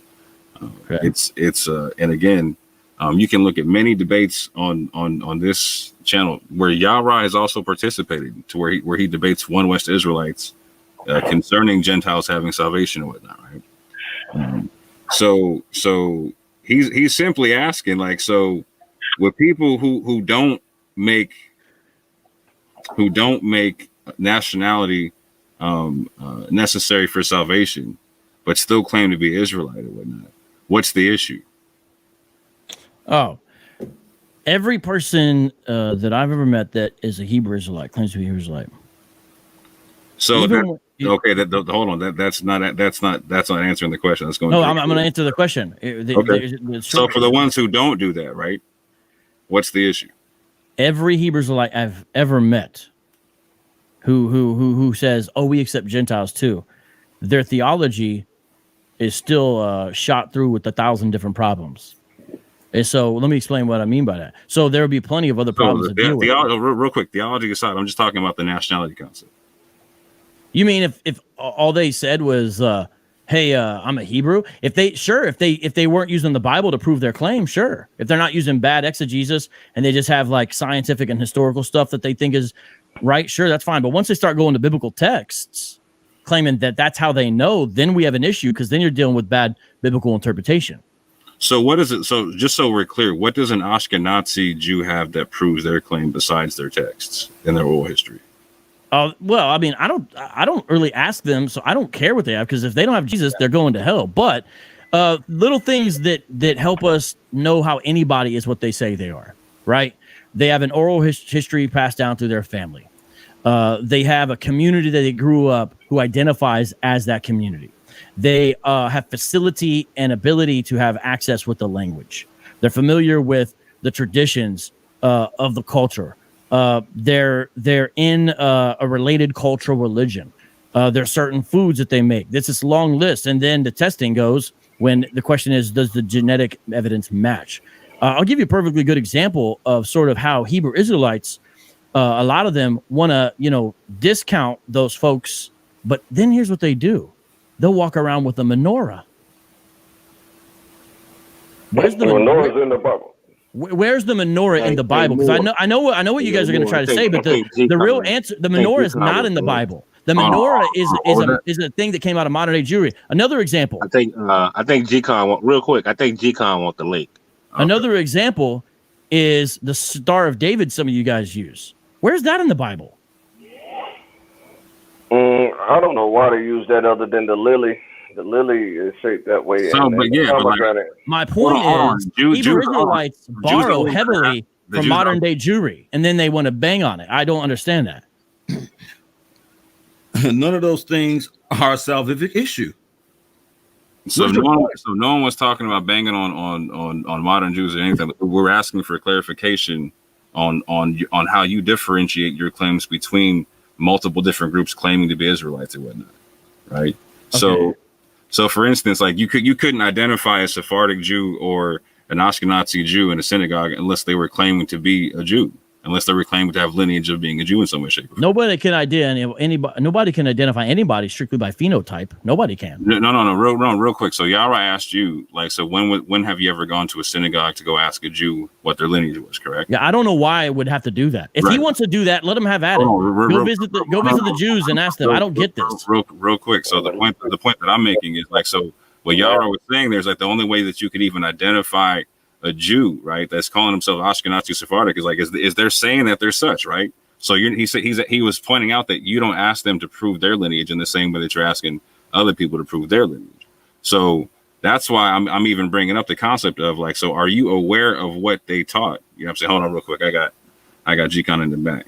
And the United Nations. Tell us about the United Nations, what you taught us the other day about how the Jewishers went to the United Nations trying to lobby to make it illegal to say certain things, to question and critique their claims.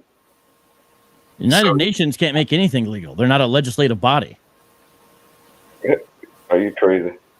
So yeah. The United Nations is not a legislative body. They can't make anything illegal. They can have policy. Before we go down this rabbit hole, because I know VOCAB doesn't have a lot of time, I want G-KON to be able to come and speak his piece real quick, uninterrupted, and then let the back and forth ensue. So everyone, do me a favor, meet out right quick and let G-KON come in and speak his piece. And G-KON, remember, this is South's platform, so I know you know what it is. No foul language, etc., etc. So go ahead, fam.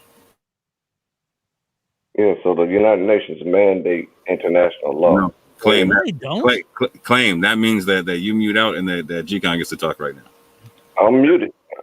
He wasn't talking, so I just said that really quickly. Go ahead, G-KON. You got the floor, bro. G-KON's muted. I see the mute symbol over his. Yeah.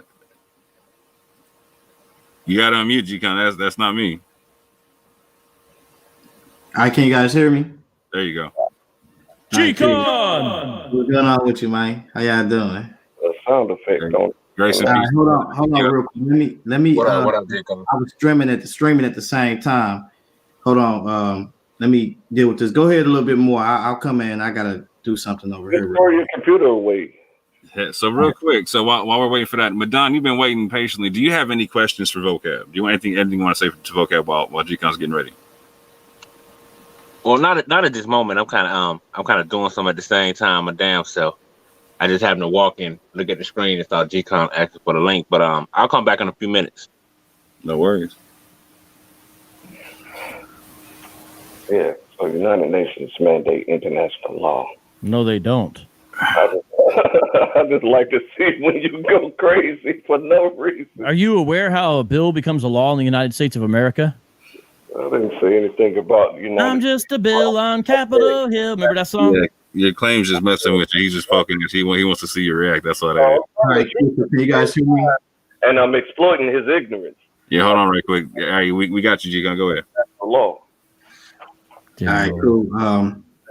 Yeah, so basically, as you stated, I was a part of the Yahweh War Machine, and so at one part of time, one of the things that I struggle with is that you had certain people that was in the group that was pushing, false information, false type of gospel, and I think that at one part of time, to where you had it to where most members didn't take on that type of mindset of a black supremacy type of mindset, But then you start saying that,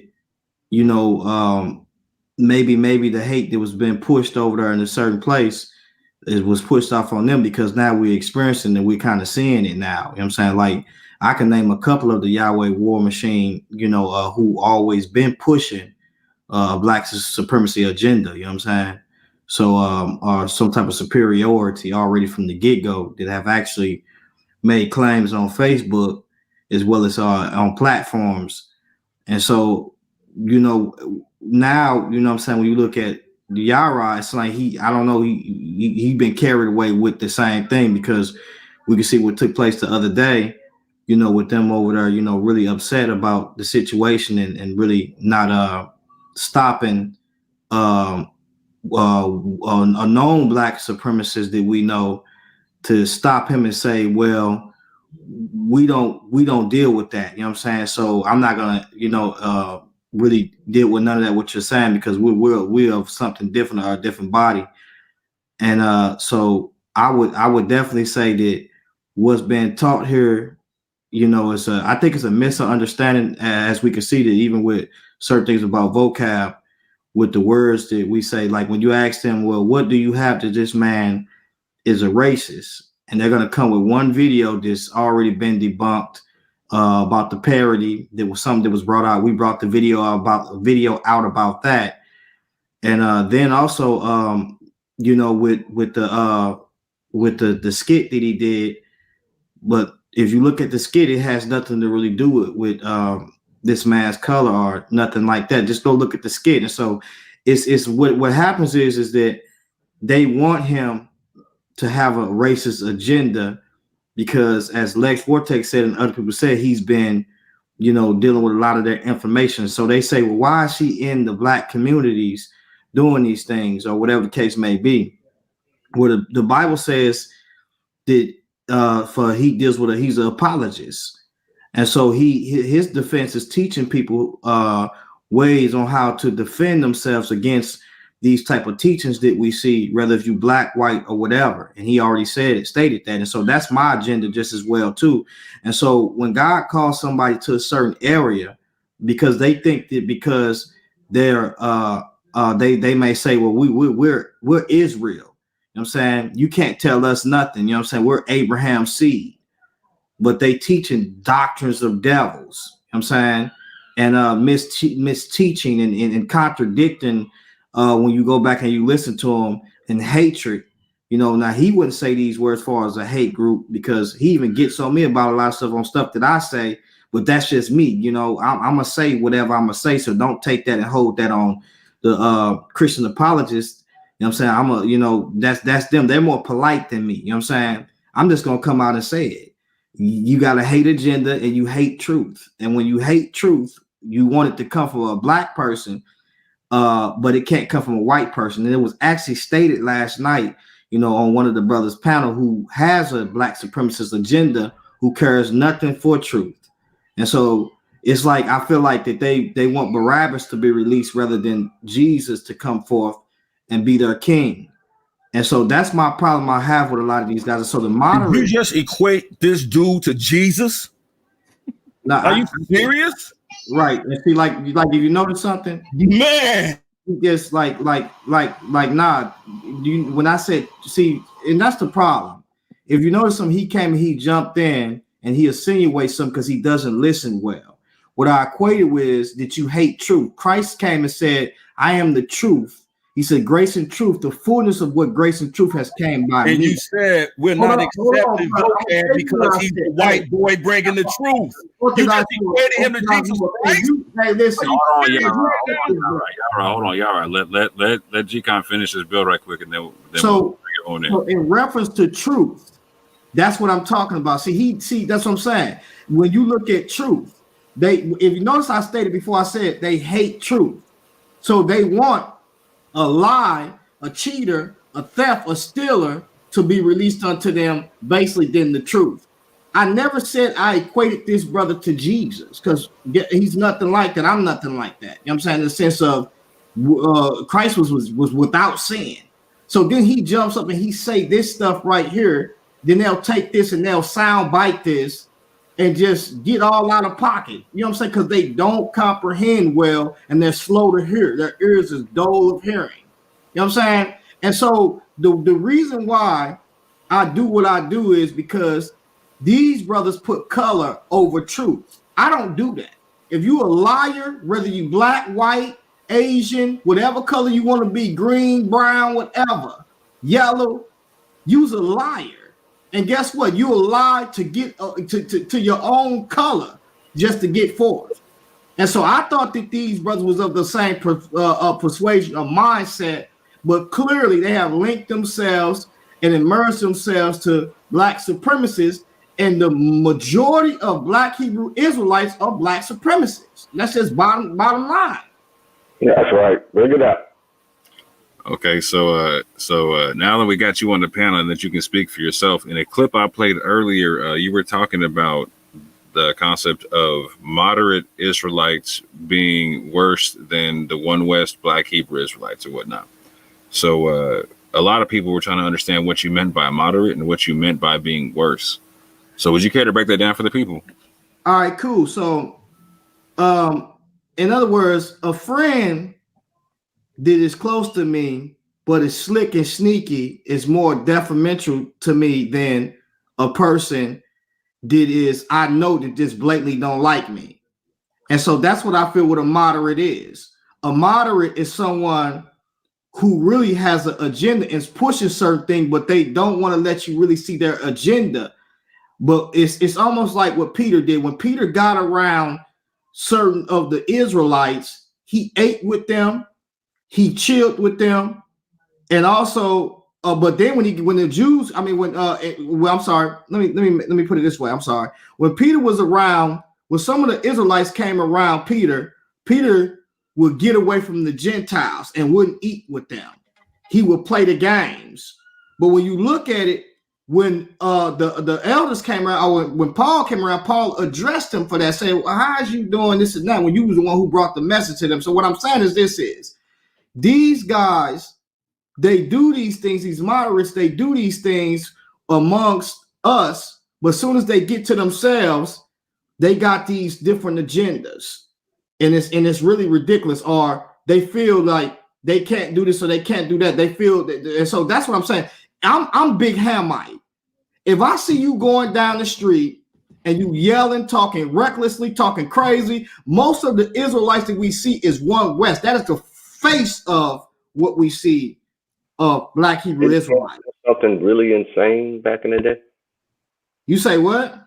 Didn't Ham violate the Most High or his father back in the day? That was Ham that did that. Didn't the Jews kill Christ? No, I was asking about Ham, brother. Right. So didn't the Jews kill Christ? Which one is worse, them killing Christ or what Ham did? Yeah, let's let G-KON finish what he's talking about right quick, and then I'm gonna exercise my host privilege and ask him a couple questions right quick. And so that's what I mean by that is that they snaky. And so in order to be among them, you have to be wise because they're slippery. Whether you get a Tazariak, he just tell you blatantly what he is. I know how to deal with him. I know how to approach him. But when somebody is saying one thing, but behind their back, they got a knife, then they're dangerous. Okay, so I remember at one point when, basically when we were all part of the War Machine at one point in time, the bridge that we were able to build upon was the fact that you were able to say that you could agree that some African Americans could be Israelites. You didn't say all, but you agreed that some could be. And on the other side, that we were able to say that we were able to build on the fact that salvation wasn't based upon nationality, right?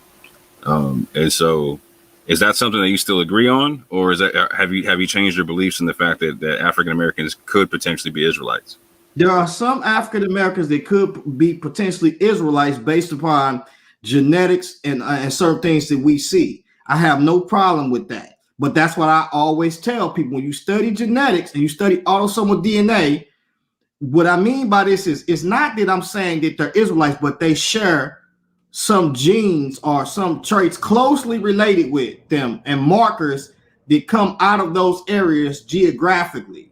And so when they go and they taking these tests, or when they linking up with certain people who we see that are from Arabia or different places, genetically, they are closely related to those people. And so I have no problem with that. But to go and say that everybody that came up out of the Atlantic slave trade is an Israelite is pure foolishness, because we know already that that's just not how empires work or how the world works. Have you ever won that debate? I'm sorry, what you saying? Have you ever won that formal debate? Hold on, Claim. We're having the individual right. And so as to that part, I'm answering that like that. Like, I'm pretty sure if you told me that because they've done certain tests genetically to where they've seen to where there is a connection between certain African Americans that have that has been in America, but a lot of them was either hired servants or either slave masters, and even servants that came over here that was basically with the Sephardic Jews. And you could see they was definitely connected with them, and basically if they was not, I mean, they was Sephardic basically. And so then you got, I think the problem is that the European Jews to Black Hebrew Israelites are not Israelites because they European in skin, but genetically they're close related to people that we see that are today that have been for thousands of years and never left the land in those lands today. So they have shared genetics with them. And so I'm not making this out of saying that there is a Jew marker or there is an Israelite marker. No, it's not. But what it is mutations that come from certain areas to where if you carry those markers, it can tell us that you geographically migrated from that area, that you came from that area. And so when you start doing DNA tests on the majority of Black people, they got markers that are predominantly of Africa, and barely even any markers that come outside of Africa, this in the Levant area. So if you're doing tests, and you picking up JP209 J1C3 markers or different things, TIKL markers or certain things, then I can look at it and say, well, maybe this person does share some type of close relationship. But that's not what I'm saying. Now, when it comes to the gospel or what I'm standing on, what I felt like the Yahweh war machine was teaching for salvation for everyone. When you start to look at it, it's starting to look like they on something different now, or who they didn't link themselves with. So if they was running the race well, they ain't running it right now. So I don't know where they going with this. So help me understand that part there, brother man. When you're talking about like they seem like they moved away from the salvation concept. Like, so put an adder on the doctrine that switched up. I think that it's more so of a there's a hatred. Like for instance, like when you look at, I think that where the doctrine begins to switch up at is that when a person like vocab or either me or other apologists, we go and we say, well, we don't feel that the majority of y'all are Israelites. And I'm gonna say it all day because I feel like the people who you do see from certain areas who we know never left those areas, you say they ain't Israelites, they got to be black to be Israel. And so then when we say, well, how are you saying that when they have more history, linguistically, biblically, more of the culture, then why are you saying it? So when I look at this, I have to say I think that that's where we start coming in. I don't know if that answers your question. I kind of lost my thought a little bit. What? So my question was like, so what doctrine switched up with the war machine? I was asking you to put an address on the doctrine that switched up that led you to believe that they were no longer going with the salvation. I think how they present the gospel is switched up, basically. Like the gospel is no longer it's been perverted, basically. Like it's a big perversion. You see YHWH teaching people that they can be justified by the law of Moses. Mm-hmm. You see defenders of the way teaching that just as well. And so it's the little leaven that leavens the whole lump. So you hold on real quick. You remember like we was moving on like a 7 pillars concept, right? To where like we agreed on certain things, but we agreed to disagree on other things. So like not everything that one person said was on everybody, right? So for instance, like are you saying that the war machine themselves all picked up this Galatians doctrine, or was just YHWH talking about it? Well, basically, yeah, because a little leaven basically leavened the whole lump. So it seeped in to where you had to where you even caught Yarah on shows, and he's not addressing these brothers and telling them, no, I don't agree with that. And as being the priest of it, you know what I'm saying, he should be the one to address that and say, nah, that ain't correct. You know what I'm saying? And so that's when it becomes to where this is what y'all teach. Instead, he stood back. All he said was facts. Nah, that ain't a fact. That's a lie. And then you had it to where even defenders of the way denied Christ Jesus the Messiah. And I want to respond to that too, bro, because he just told another lie. And I'm not lying. It's actually openly. It's open. Like okay. It's live. Okay, hold on right quick. Go ahead, Sam. I stayed over a little bit. Hold on, Sam. Vocab's got to go. He got. Sorry, I didn't mean to interrupt. It's just I stayed over a little bit. G-KON, much love, man. Hold it down. Appreciate your time, Vocab. Yeah, remember my cash app, 10,000. Right after you talk to Lincoln Warrington, hit me up next. All right, hey, vocab, let me know about that sit down. When are we having that, bro? Oh man, the way you were today, I don't know if it'd be beneficial. We'll see. Yeah, but you, bro, that's foolishness, bro. You go after the camps and you say they openly threaten you and do all of that and treat you. So that's foolishness, vocab. Don't make excuses while you running. Just say you're scared. That's okay. I'll accept that. But anyway, you just let me know when you're right. ready. You are right. I'm scared to be a waste of time.